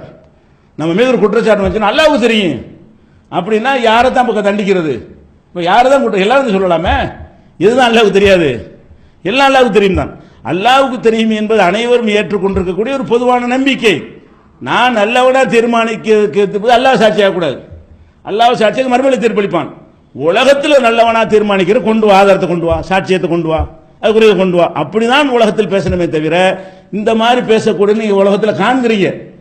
அது 2:204 திருப்பி திருப்பி படிச்சீங்கன்னா அது என்னன்னு விளங்கும். இந்த மாதிரியான ஒரு அடிப்படையில் நம்ம என்ன செய்யணும், இந்த இரட்டை வேஷம் போடக்கூடிய தன்மைகளை புரிந்து கொள்ள வேண்டும். இப்படி ரசூல் ஸல்லல்லாஹு அலைஹி வஸல்லம் அவர்களாலேயே கண்டுபிடிக்க முடியாத முனாஃபிக்குகள் இருந்தார்களேயானால் நம்ம எப்படி நல்லவன் கெட்டவனை தீர்மானிக்கிறது? அது ஏழாதுன்னு சொன்னா அவுலியா பஞ்சாயத்து அவுட். முதல் அவர் சக்தி இருக்கா, ரெண்டாவது அவர் அவுலியாக்கு என்ன ஆதாரம் அது சொல்லு. முதல்ல அவர் இறை நேசருக்கு ஆற்றல் இருக்குமா இல்லையாங்கிறத பிந்தி பேசிக்கிடுவோம். அவர் இறை நேசருக்கு என்ன ஆதாரம் சொல்லவர்? நாகூர் ஆண்டு அவர் இறை நேசர் எப்படி கண்டுபிடிச்ச? அப்துல் காதர் ஜிலானி இறை நேசர் என்ன ஆதாரம்? இல்ல. உங்க அப்பா பாட்டன் சொன்ன ஆதாரமே தவிர அவர் கல்புல என்ன மாதிரி அல்லாஹ்வை நினைத்திருந்தார் தெரியாது. அப்ப இந்த ஒரு அடிப்படை வழங்கிக் கொள்ளணும். இன்னும் நல்லவர் கெட்டவரை நம்ம தீர்மானிக்க முடியாது என்பதுதான் முக்கியமான விஷயமா இருக்கிறதுனால இதுக்கு நிறைய சான்றுகள் இருக்கு. அவர் என்ன செய்வோம் இன்ஷா அல்லாஹ். அடுத்து கண்ணியத்திற்குரிய எல்லாம் வல்ல அல்லாஹு ஜல்ல ஷானஹு தஆலாவின் நல்லடியார்களே, இஸ்லாமிய கொள்கை விளக்கம் என்ற இந்த ஜும்மா தொடர் உரையிலே ஏகத்துவ கொள்கையை போதிக்கும் இஸ்லாம் மார்க்கத்திலே முஸ்லிம் சமுதாயத்திலே எப்படி இணை வைப்பு நுழைந்தது, அதற்கு அடிப்படையான காரணம் என்ன என்பதை நம்ம பார்த்து வருகிறோம். அதில் முக்கியமான முதன்மையான காரணம் என்னவென்று சொன்னால், ஒரு மனிதரை அவருடைய செயல்பாடுகளை வைத்து, அவருடைய கோலத்தை வைத்து, அவருடைய உழைப்பை தியாகத்தை வைத்து அவர் ஒரு மகான், இறைவனுக்கு வேண்டப்பட்டவர், இறைவனுக்கு நெருக்கமானவர், அவுலியா, அல்லாஹ்வுடைய நேசர் என்று எப்போது மக்கள் முடிவு செய்கிறார்களோ அப்போதுதான் இணை வைப்பு ஒரு சமுதாயத்தில் நுழைகிறது. அவரை இறைநேசர் என்று சொன்ன பிறகு இறைவன் ஒருவரை நேசித்தால் அவர் விரும்பியதை கொடுக்க மாட்டானா? அவர் பரிந்துரை செய்தால் ஏற்க மாட்டானா? அவர்கிட்ட கேட்டால் நமக்கு கிடைக்காதா என்று அடுத்த கட்டத்திற்கு அவர்கள் செல்வதற்கு காரணம் ஒரு மனிதனை பற்றி மகான் என்று அவுலியா என்று முடிவு செய்வதுதான். அந்த முடிவு செய்கிற அதிகாரம் மனுஷனுக்கு வழங்கப்படவே இல்லை. ஏன்? இறை நேசம் என்பது உள்ளம் சம்பந்தப்பட்டது. ஒரு மனிதன் இறைவனை நேசிக்கிறான் என்று சொன்னால் அவன் உள்ளத்துக்குள்ள நுழைஞ்சு நம்ம பார்க்கணும். அது அல்லாஹ் நமக்கு தரல. இறைவனை நேசிக்கிறானா அல்ல நேசிக்கிற மாதிரி நடிக்கிறானா, பொய் சொல்லுகிறானா, ஒரு நோக்கத்தோடு செய்கிறானா என்பதையெல்லாம் படைச்ச இறைவனுக்கு மட்டும்தான் அறிய முடியுமே தவிர ஒரு மனுஷனுடைய உள்ளத்திலே நல்ல உள்ளம், இவர் சிறந்த உள்ளம் உள்ளவர், இவர் நிஜமாகவே அல்லாஹ்வை நேசிக்கிறாரு என்று கண்டுபிடிக்க முடியாது. அதுபோக இவர் இறைவரை நேசிக்கிற ஒரு பக்கம் இருக்கட்டும், இறைவன் இவரை நேசிக்கணும், அப்பதான் இறைநேசர். நாம இறைவனை இவன் நேசிக்கிட்டு இருப்பான், ஆனா இவன் மீது அல்லாஹ்வுக்கு விருப்பம் இருக்குன்னு வைங்க, அப்போ இறைநேசர் ஆக முடியாது. அப்ப மனுஷன்ட்டே இறைநேசம் உண்மையில் இருந்தா கூட அல்லாஹ் ஏற்றுக்கொள்ள வகையில் அது இருக்குதா என்று அவன் டிசைட் பண்ணுவான். அப்ப அல்லாஹ் ஒருவரை நேசிக்கிறான்னு கண்டுபிடிக்க முடியுமா? இவர் அவுலியா, அது அல்லாஹ் நேசித்து விட்டா எப்படி தெரியும்? அப்ப மனிதனுடைய ஒரு நேசம் என்னென்று கண்டுபிடிக்க முடியாம இருக்கும் பொழுது ஒருவரை அல்லாஹ் நேசித்து விட்டான் என்று தீர்மானிப்பது அல்லாஹ்வுடைய அதிகாரத்தை தலையிடுவது. அது அல்லாஹ்வுடைய உள்ளத்தில் உள்ளதை கூட கண்டுபிடிச்சிருவோம் நாங்க. இறைவன் இவரையெல்லாம் நேசிக்கிறார் என்று சொன்னால் அப்ப அல்லாஹ் என்ன நினைக்கிறான் என்பதை நாம் அறிந்து கொள்கிறோம் என்கிற அர்த்தம் அதற்குள்ள இருக்கிறது. அதனால்தான் எந்த ஒரு மனிதரையும் மகான் என்றோ பெரியார் என்றோ அவுலியா என்றோ ஷேக் என்றோ அந்த மாதிரி கருதுகிறதை நம்ம ஒழித்து கட்ட வேண்டும். அது இல்லை என்று சொன்னால் ஒரு காலத்திலும் இணை வைப்பு வரவே வராது. இதற்கு சான்றாக பல சம்பவங்களை உங்களுக்கு கடந்த வாரங்களில் சொல்லியிருக்கிறோம். அதுபோன்ற ஒரு சம்பவம் ரசூல் ஸல்லல்லாஹு அலைஹி வஸல்லம் காலத்தில் சஹாபாக்கள்லாம் ஹிஜ்ரத் பண்ணி வந்தாங்க. மக்காவில் உள்ளவர்கள் மதீனாவில் உள்ளவர்கள்லாம் அவங்களுக்கு அடைக்கலம் கொடுத்தார்கள். இந்த ஹிஜ்ரத் செஞ்சு வந்தவங்களில் உஸ்மான் பின் மலூன் என்ற ஒரு சஹாபி, அவர் சிறந்த ஒரு சஹாபி. ரசூல் ஸல்லல்லாஹு அலைஹி வஸல்லம் அவங்க ரொம்ப நேசித்த சஹாபியில் அவர் ஒரு ஆள், உஸ்மான் பின் மலூன் அவர்கள். அப்போ ஹிஜ்ரத் செய்து வந்த உடனே மதீனாவில் உள்ளவங்க என்ன செய்கிறாங்கன்னா ஒவ்வொருத்தரும் பொறுப்பேற்றுக்கொள்ள வர்றாங்க. பொறுப்பேற்றுக்கொள்ள வரும் பொழுது யார்கிட்ட ஒப்படைக்க ஒவ்வொரு ஆள் ஒரு ஆள் பொறுப்பேற்றுக்கிறாங்க. மதீனாவில் உள்ள ஒரு குடும்பத்தார் மக்காவிலிருந்து வந்த ஒரு அகதியை நாங்கள் ஏற்றுக்கொள்கிறோம் அப்படின்னு பொறுப்பேற்று வர்றாங்க. அப்போ ரசூல் ஸல்லல்லாஹு அலைஹி வஸல்லம் செய்கிறாங்கன்னு கேட்டால் அவங்கவுங்க விரும்பினால கூட்டிகிட்டு போயிடக்கூடாது இல்லையா? அது மாதிரி பார்க்காம என்ன செய்ய, சில பேர் தோற்றம் நல்லா இருக்காது, சில பேர் கொஞ்சம் பர்சனாலிட்டியாக இருப்பார், இவர் ரெண்டா ஏற்றுக்கலாம் அவரை ஏற்றுக்கிற மாட்டோம் என்றெல்லாம் சைத்தான் சில எண்ணங்களை மனுஷனுக்கு போடுவான். அப்போ யார் அழைத்துக்கிட்டு போகிறது, ஒவ்வொரு அகதிக்கும் பொறுப்பாளர் யார் என்பதை தீர்மானிப்பதற்கு ரசூல் ஸல்லல்லாஹு அலைஹி வஸல்லம் என்ன செய்வாங்கன்னு கேட்டால் சீட்டு குலுக்கி போடுவாங்க. ஒரு பேரை குலுக்கி போட்டு ஒருத்தர் எடுக்க சொல்லிடுவாங்க. முஹாஜிர் பேரை பூரா எழுதி போட்டுருவாங்க. ஹிஜ்ரத் செஞ்சு வந்தாங்க இல்லையா, அவங்க பேர் பூரா சீட்டில் இருக்கும். மதீனா வாசியை கூப்பிட்டு உன் சீட்டை எடுப்பாங்க. அவருக்கு என்ன பேர் வருது அவர் அனுப்பி விட்ருவாங்க. அதான் அவருக்கு யாருடைய பேர் வருகிறதோ அவங்களா நண்பர் சொந்தக்காரலாம் இருப்பாங்கல்ல, அப்படி ஏற்றுறக்கூடாது. மக்காவில் உறவினர்கள் இருப்பாங்க, உறவினர்கள் என்ற அடிப்படையில் வந்தவங்கள சொந்தக்காரங்கன்னு இவர் கூட்டிகிட்டு போயிடக்கூடாது இல்லையா? அப்படி வரக்கூடாது என்பதற்காக வேண்டி அதுபோக இன்னொன்னையும் பார்க்கணும். அந்த ஹிஜ்ரத் செஞ்சு வர்றாங்கல்ல, அவங்க மனநிலையில் ஒரு வசதியான வீட்டுக்கு போனால் நல்லா இருக்குன்னு நினைப்பாங்கல்ல. ஒரு சாதாரண குடிசை வீட்டுக்கு எடுத்துகிட்டு போயிட்டாருன்னா அங்கே கஞ்சி குடிக்க முடியாது. கொஞ்சம் நல்ல வீட்டுக்கு போனோம்னு சொன்னால் நல்ல அப்படி நினைப்பாங்க. அவங்களுக்கும் பாதிப்பு வரக்கூடாது. அப்போ ஆள் பார்த்து கொடுத்துட்டாங்க ரசூல் ஸல்லல்லாஹு அலைஹி வஸல்லம். அவங்களுக்கு வேண்டப்பட்ட ஆள்லாம் நல்ல பணக்கார வீட்டுக்கு அனுப்பிட்டாங்க, அவங்களுக்கு வேண்டப்படாத ஆட்களை எல்லாம் ஒரு ஏழை வீட்டுக்கு அனுப்பிட்டாங்க, அப்படி வரும்ல. அந்த எண்ணமே வராமல் இருப்பதற்கு தீர்வு என்ன? சீட்டு குலுக்கிறது. அப்போ மக்காவிலிருந்து வந்த அத்தனை பேரையும் போட்டு சீட்டு குலுக்கிறது. அவங்க மதீனாவாசிகளை ஒருத்தரையாக ஒரு குடும்பத்தையாக கூப்பிட்டு ஒரு சீட்டை எடுங்க, எந்த பேர் வருதோ கூட்டிகிட்டு போயிருங்க, நீங்கள் உங்கள் சகோதரரை வச்சுக்கிறங்க, அவருடைய நல்லது கிட்டதில் நீங்கள் பொறுப்பேற்றுக் கொள்ளுங்கள் என்று செஞ்சாங்க. அந்த மாதிரி ஒரு அம்மா என்ன செய்கிறாங்கன்னா உம்முல் அலாங்கிற அம்மா அந்த குடும்பத்தார் ஒரு சீட் எடுக்கிறாங்க. அவங்களுக்கு இவர் பேர் வருது. யார்? உஸ்மான் சொன்னல, உஸ்மான் பின் மலூன் என்பவர் குலுக்கல் முறையில் அந்த அம்மாவுடைய பங்குக்கு நீங்கள் பரவணிச்சிக்கிறோம். அம்மானா குடும்பத்தாரெலாம் இருப்பாங்க, அந்த குடும்பத்தில் மூத்த சகோதரியாக இருந்திருப்பாங்க அவங்க. அப்போ அந்த அம்மாவுக்கு அந்த சீட்டு வந்த உடனே அவங்க வீட்டில் வளைத்து கொண்டு அவங்க சகோதரராக என்ன செய்கிறாங்க, வைத்து கொண்டு பராமரிக்கிறாங்க. அவர் இறந்துடுறார். இறந்த உடனே இந்த உம்முல் அலா அவர்கள் பார்க்குறாங்க, அவங்க வீட்டில் அவர் இருந்தாரா, இருக்கிறதெல்லாம் பார்க்கும் பொழுது அவருடைய தொழுகை, அவருடைய வணக்கம், அவருடைய பண்பாடு, அவருடைய பழக்க வழக்கம் எல்லாத்தையும் கவனிக்கிறாங்களா. இவர் மாதிரி ஒரு நல்ல மனுஷன் கிடையாதுன்னு உங்க மனசில் தோணுது. அடைக்கலம் கொடுத்தால் கூட அவரை பற்றி எந்த மாதிரி உயர்வான என்ன வச்சிருக்கிறாங்கன்னு கேட்டால் உஸ்மானை போல ஒரு நல்லவர் கிடையாது அப்படி நினைத்து கொண்டு அவங்க மனசில் அபிப்பிராயம் வைத்திருக்கிறார்கள். அவர் இறந்த உடனே ரசூல் ஸல்லல்லாஹு அலைஹி வஸல்லம் எல்லாரும் போயிடுறாங்களா, அந்த இறந்த இடத்தில் வைத்து சொல்கிறாங்க, லக்கத் அக்ரமக்கல்லாஹு, அல்லாஹ் உங்களை கண்ணியப்படுத்தி விட்டான், நிச்சயமாக கண்ணியமாக்கி விடுவான், உங்களுக்கு நிச்சயமாக உயர்ந்த அந்தஸ்தை தருவான், நீங்கள் நல்லடியார்னு அர்த்தம். அதுக்கு அல்லாஹ் நிச்சயமாக உங்களை கண்ணியப்படுத்தி விட்டான் என்று அந்த அம்மா சொல்கிறாங்க. ரசூல் ஸல்லல்லாஹு அலைஹி வஸல்லம் காதில் இது விழுது. அவங்களும் இருக்கிறாங்க, ஜனாசாவுக்கு போயிருக்கிறதுனால விழுது. உடனே கூப்பிட்றாங்க, எப்படி நீ சொல்லுவ, அவரே அல்லாஹ் கண்ணியப்படுத்தினான்னு உனக்கு எப்படி தெரியும்? ஆனால் கண்ணியப்படுத்துகிறான்னு அதுக்கு தகுதியானவர். ஏன்னு கேட்டால் அவர் ஏதோ ஒரு நாள் பழக்கத்தை அவங்க சொல்லலை, திடீர்னு பார்த்து விட்டு சொல்லலை. ஒரு மகான் ஒருத்தர் வேஷம் போட்டு வருவார், அன்னைக்கு தான் பார்ப்பாங்க மகான்ருவாங்க. இது அப்படிப்பட்டதா? அவங்க வீட்டிலே கஞ்சி குடிச்சாரு, சாப்பிட்டாரு, அதில் எப்படி நடந்து கொண்டாரு, எப்படி பண்பாடாக இருந்தார், பேராசப்பட்டாரா, கொடுத்ததை சாப்பிட்டாரா, வணக்க வழிபாடு எல்லாம் கரெக்டாக செஞ்சாரா, எல்லாமே 24 மணி நேரமும் பல மாதங்களோ பல நாட்களோ அவரை பற்றி நல்லா பழகி அறிந்திருந்தார்கள். அறிந்த வகையில் தான் சொன்னாங்க, அல்லாஹ் உங்களை கண்ணியப்படுத்திட்டான், உங்களுக்கு எந்த குறையும் வராது அப்படின்னு சொல்கிறாங்க. அப்போ ரசூல் ஸல்லல்லாஹு அலைஹி செய்கிறாங்க, எப்படி நீ சொல்லுவ, அவரை அல்லாஹ் கண்ணியப்படுத்தினான் என்பது நாம் எப்படி சொல்கிறது? இன்னும் கேட்டுக்கோ, நான் அல்லாஹ்வுடைய ரசூலா சொல்கிறாங்க, நான் அல்லாஹ்வுடைய தூதராக இருக்கிறேன், ஆனால் ஒமா அத்ரி மா யுஃபாலு பி, எனக்கு என்ன செய்வான்னு எனக்கு தெரியாது. நீ அவருக்கு சொல்கிற, நீ அவருக்கு போய் உஸ்மானுக்கு சர்டிஃபிகேட் கொடுக்குற நல்லடியார்னு சொல்லி நான் அல்லாஹ்வுடைய தூதராக இருக்கிறேன், எனக்கு என்ன கதி எங்க, அதுவே எனக்கு தெரியாது என்றால் அடுத்தவருக்கு எப்படி சொல்வாய்? ஆனால் இது பின்னாடி மாற்றப்பட்டுருச்சு. இது முதல்ல தெரியாது நாங்கள் ரசூல் ஸல்லல்லாஹு அலைஹி வஸல்லம்.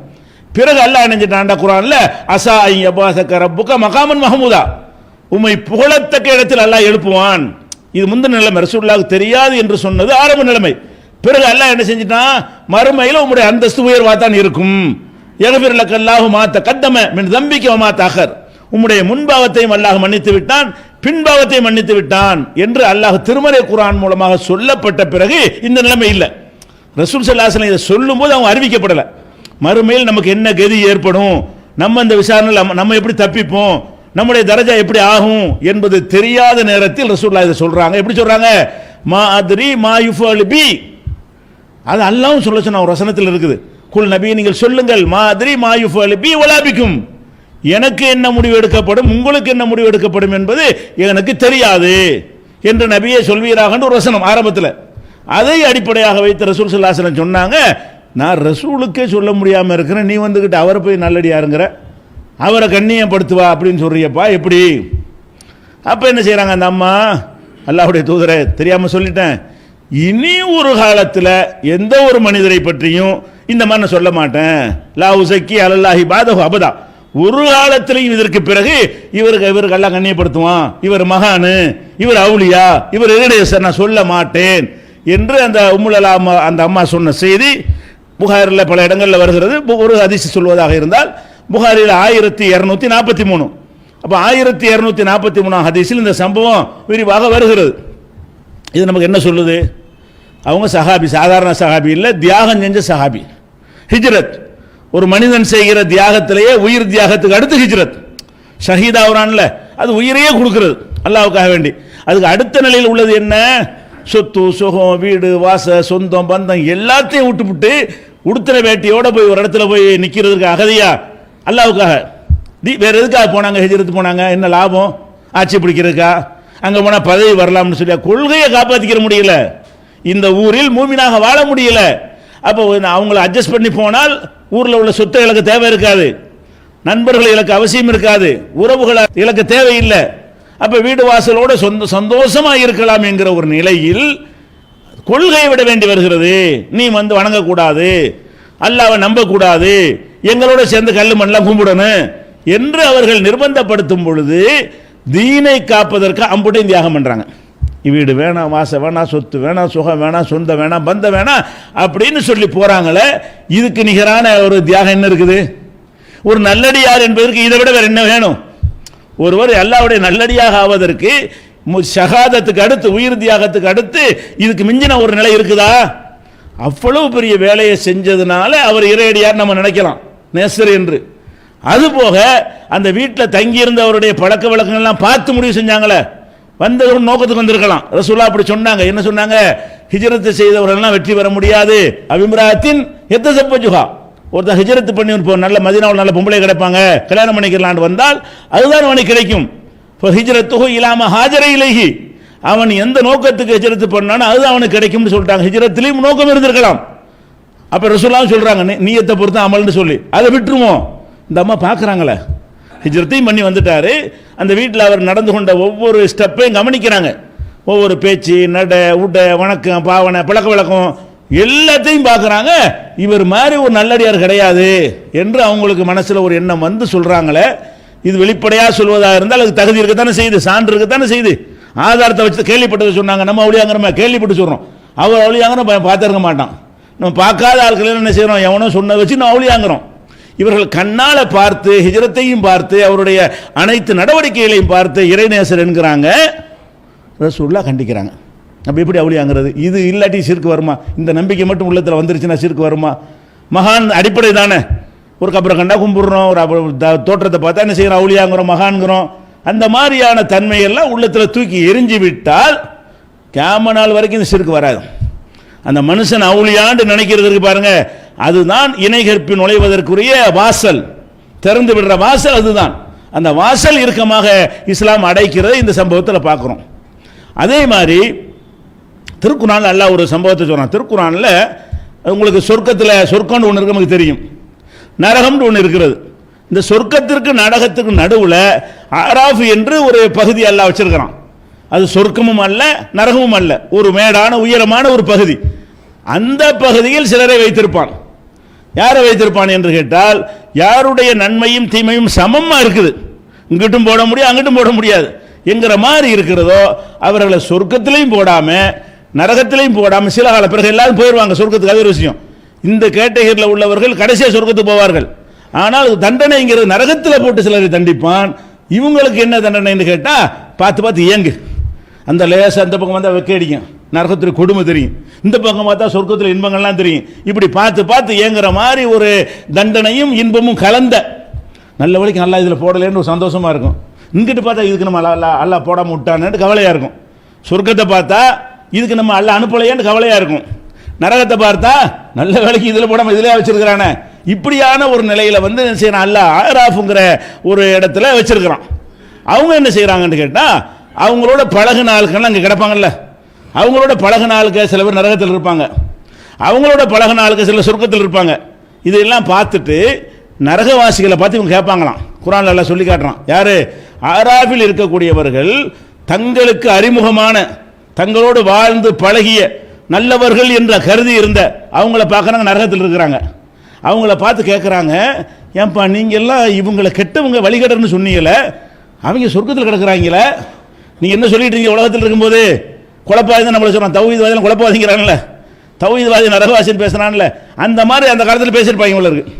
அப்போ அல்லாஹ் அந்த ஆராஃப் வாசி என்ன செய்கிறாருன்னு கேட்டால், அதில் உள்ளவர்கள் வந்து தங்களுக்கு அறிமுகமான நரகவாசிகளை பார்த்து கேட்குறாங்க, ஏன்பா நீங்கள் யாரெல்லாம் மகா கெட்டவங்கன்னு சொல்லிட்டு இருந்தீங்களோ அவங்களெலாம் வந்து இங்கே இருக்கிறாங்களே, அல்லாஹ் சொர்க்கத்தில் போட்டானே, இவங்களுக்கு அல்லாஹ் அருள் செய்ய மாட்டான்னு சொன்னீங்களே. அந்த வசனம் வந்து குர்ஆனில் 7வது அத்தியாயத்தில் 48வது வசனத்தை படித்தால் இது விளங்கும்.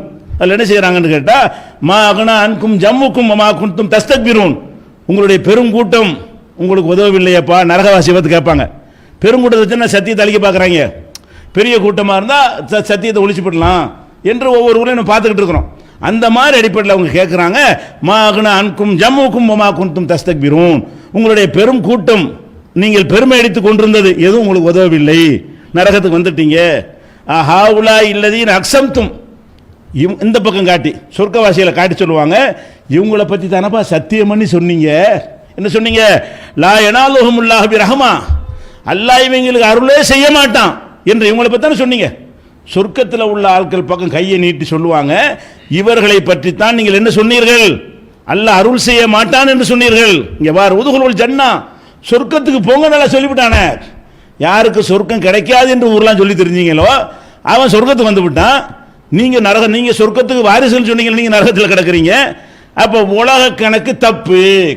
நம்ம எல்லாரும் சேர்ந்து யாரை சொர்க்கவாசின்னு நினைக்கிறோமோ அவளும் அங்கே கிடக்குது, எல்லாரும் நரகவாசின்னு யாரை கருதினாலும் அவன்லாம் சொர்க்கத்தில் கிடக்கிறான். அப்போ மனிதர்கள் வந்து ஒரு பெரிய கூட்டமாக திரண்டு இவர்கள்லாம் சொர்க்கவாசி என்று தீர்மானித்தாலும் அல்லாஹ் ஒரு கணக்கு வைத்திருக்கிறானே, அதுக்கு ஏற்ப இருந்தால்தான் கிடைக்கும். அதனால இந்த ஆராஃப் வாசிகளை முன்னாடி நிப்பாட்டி அல்லாஹ் காட்டுகிறான், நாம கெட்டவர்கள் நினைத்தவர்கள் நிறைய பேர் சொர்க்கத்தில் இருப்பார்கள், நாம அவுளியா நினைத்தவர்கள் நரகத்தில் கிடப்பார்கள். ரெண்டையும் இவங்க பார்ப்பாங்க. அப்போ உன்னையில் அவுளியா நினச்சிட்டு இருந்தோம், அவனை கெட்டவன் நினச்சிட்டு இருந்தோம்பா, நீ எங்கே கிடக்குற அங்கே கிடக்குறானே எப்படி என்று அவர்கள் கேட்பார்கள் என்பதை என்ன செய்யறான் அல்லாஹ் திருக்குர்ஆன்ல சொல்லி காட்டுறான். அதே மாதிரி வந்து 38-62 வசனத்தில் இதே மாதிரி ஒரு சம்பவத்தை சொல்றான். நரகத்தில் போடப்படுவான்ல, அவங்க ஒரு வாதம் பண்ணுவாங்க, உள்ள கிடந்துக்கிட்டு வெந்துக்கிட்டு அவங்க அவ்வளோ கஷ்டப்படுறமேங்கிறத தாண்டி அவனுக்கு என்ன வரும்னா, இவங்க காணாம யாரை காணாம், இவங்க நரகத்து போயிட்டாங்க, நம்ம உலகத்தில் வாழும்போது கெட்டவங்கன்னு ஒரு முடிவெடுத்து வச்சிருந்தோமே, அவங்க எல்லாம் பக்கத்தில் காணாம நம்ம தானே கிடக்குறோம், அவனை கெட்ட வேண்டும் சொன்னோம், இவனை கெட்ட வேண்டும் சொன்னோம், அம்புட்டு பேர் இங்கே காணாம அப்படின்னு அல்லாஹ் சொல்லி காட்டுனுச்சுன்னா, இன்னஹால் ஹக்குன் தகாசுமகள் இன்னார், இது மெய்யாகவே நரகவாசிகளுடைய வாதமாக இருக்கும். நரகவாசிகள் இப்படி வாதி எப்படி சொல்லுகிறான்னு கேட்டா, மாலனா நமக்கு என்ன நேர்ந்து விட்டது, லானரா ரிஜாலன் குன்னா நவுதுஹும் மினல் அஸ்ரார், மகா கெட்டவர்கள் என்று நாம கருதினோமே அதில் ஒத்தனைங்க காணாம அங்கே இருக்கிறான், நரகத்தில் கடந்துக்கிட்டு சொல்றான், நாம நரகத்துக்கு வந்துட்டோம், ஆனா நம்ம கெட்டவன்னு சொன்னோம் அவனு வந்திருக்கணும்ல, அவங்கள காணா, அவங்க ஒத்தனை கூட காணாமப்பா இல்லை அங்கே இருக்கானே என்று அவர்கள் புலம்புவார்கள். இது மெய்யான உண்மை என்று அல்லாஹ் சொல்ல ஹக்குன், இந்த மாதிரி அவர்கள் புலம்புவது உண்மையிலும் உண்மை. அப்ப இதுக்கு என்ன அர்த்தம், உங்க தீர்ப்பு பொய், மகாண்டு தீர்ப்பளிக்கிறது, மகா கெட்டவன் தீர்ப்பளிக்கிறது எல்லாமே பொய், அவன் அளிக்கிற தீர்ப்பு தான் மெய்யானது. அப்ப எப்படி நீங்க ஒரு மனுஷன் அப்படி நல்லடியா இருப்பீங்க, மனுஷனை மகான்பீங்க, அவுளியாமீங்க.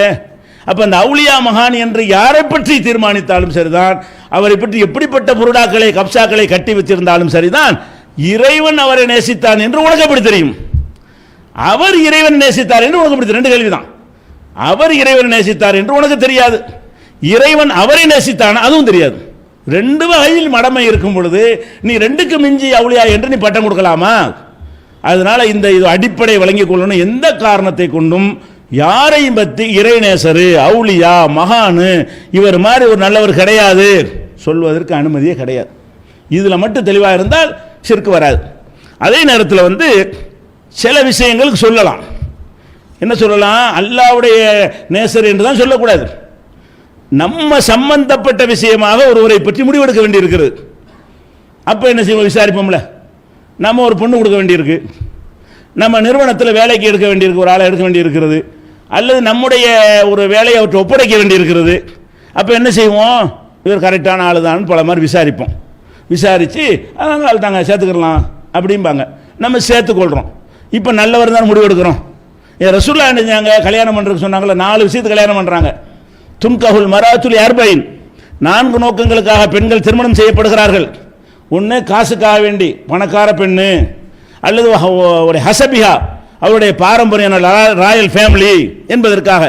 அப்புறம் ஒரு ஜமாலிகா, அவருடைய அழகுக்காக வேண்டி, நல்ல பேரழகியா இருக்கிறாள் என்பதற்காக வேண்டி கல்யாணம் பண்ணுறாங்க. ஒளி தீனிகா, தீனுக்கு கல்யாணம் பண்ணுறாங்க. நீ தீனுடையவளை கல்யாணம் பண்ணி வெற்றி பெற்றுக்கொள்கிறாங்க.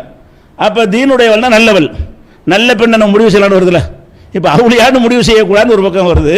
இன்னொரு பக்கம் பார்த்தா நல்ல பெண்ணாக பார்த்து, சாலிகான பெண்ணாக பார்த்து கல்யாணம் பண்ணிக்கன்னு வருது. அப்போ அது எப்படின்னு கேட்டால், அப்படி பண்ணலான்னு ரசூலுல்லாஹ் சொல்கிறாங்களே, நல்ல பெண்ணு தான் கல்யாணம் பண்ணலான்னு. அதுக்கு என்ன அர்த்தம்னு கேட்டால், அல்லாஹ்வுடைய இறை நேசன்றதுக்கு அர்த்தம் கிடையாது.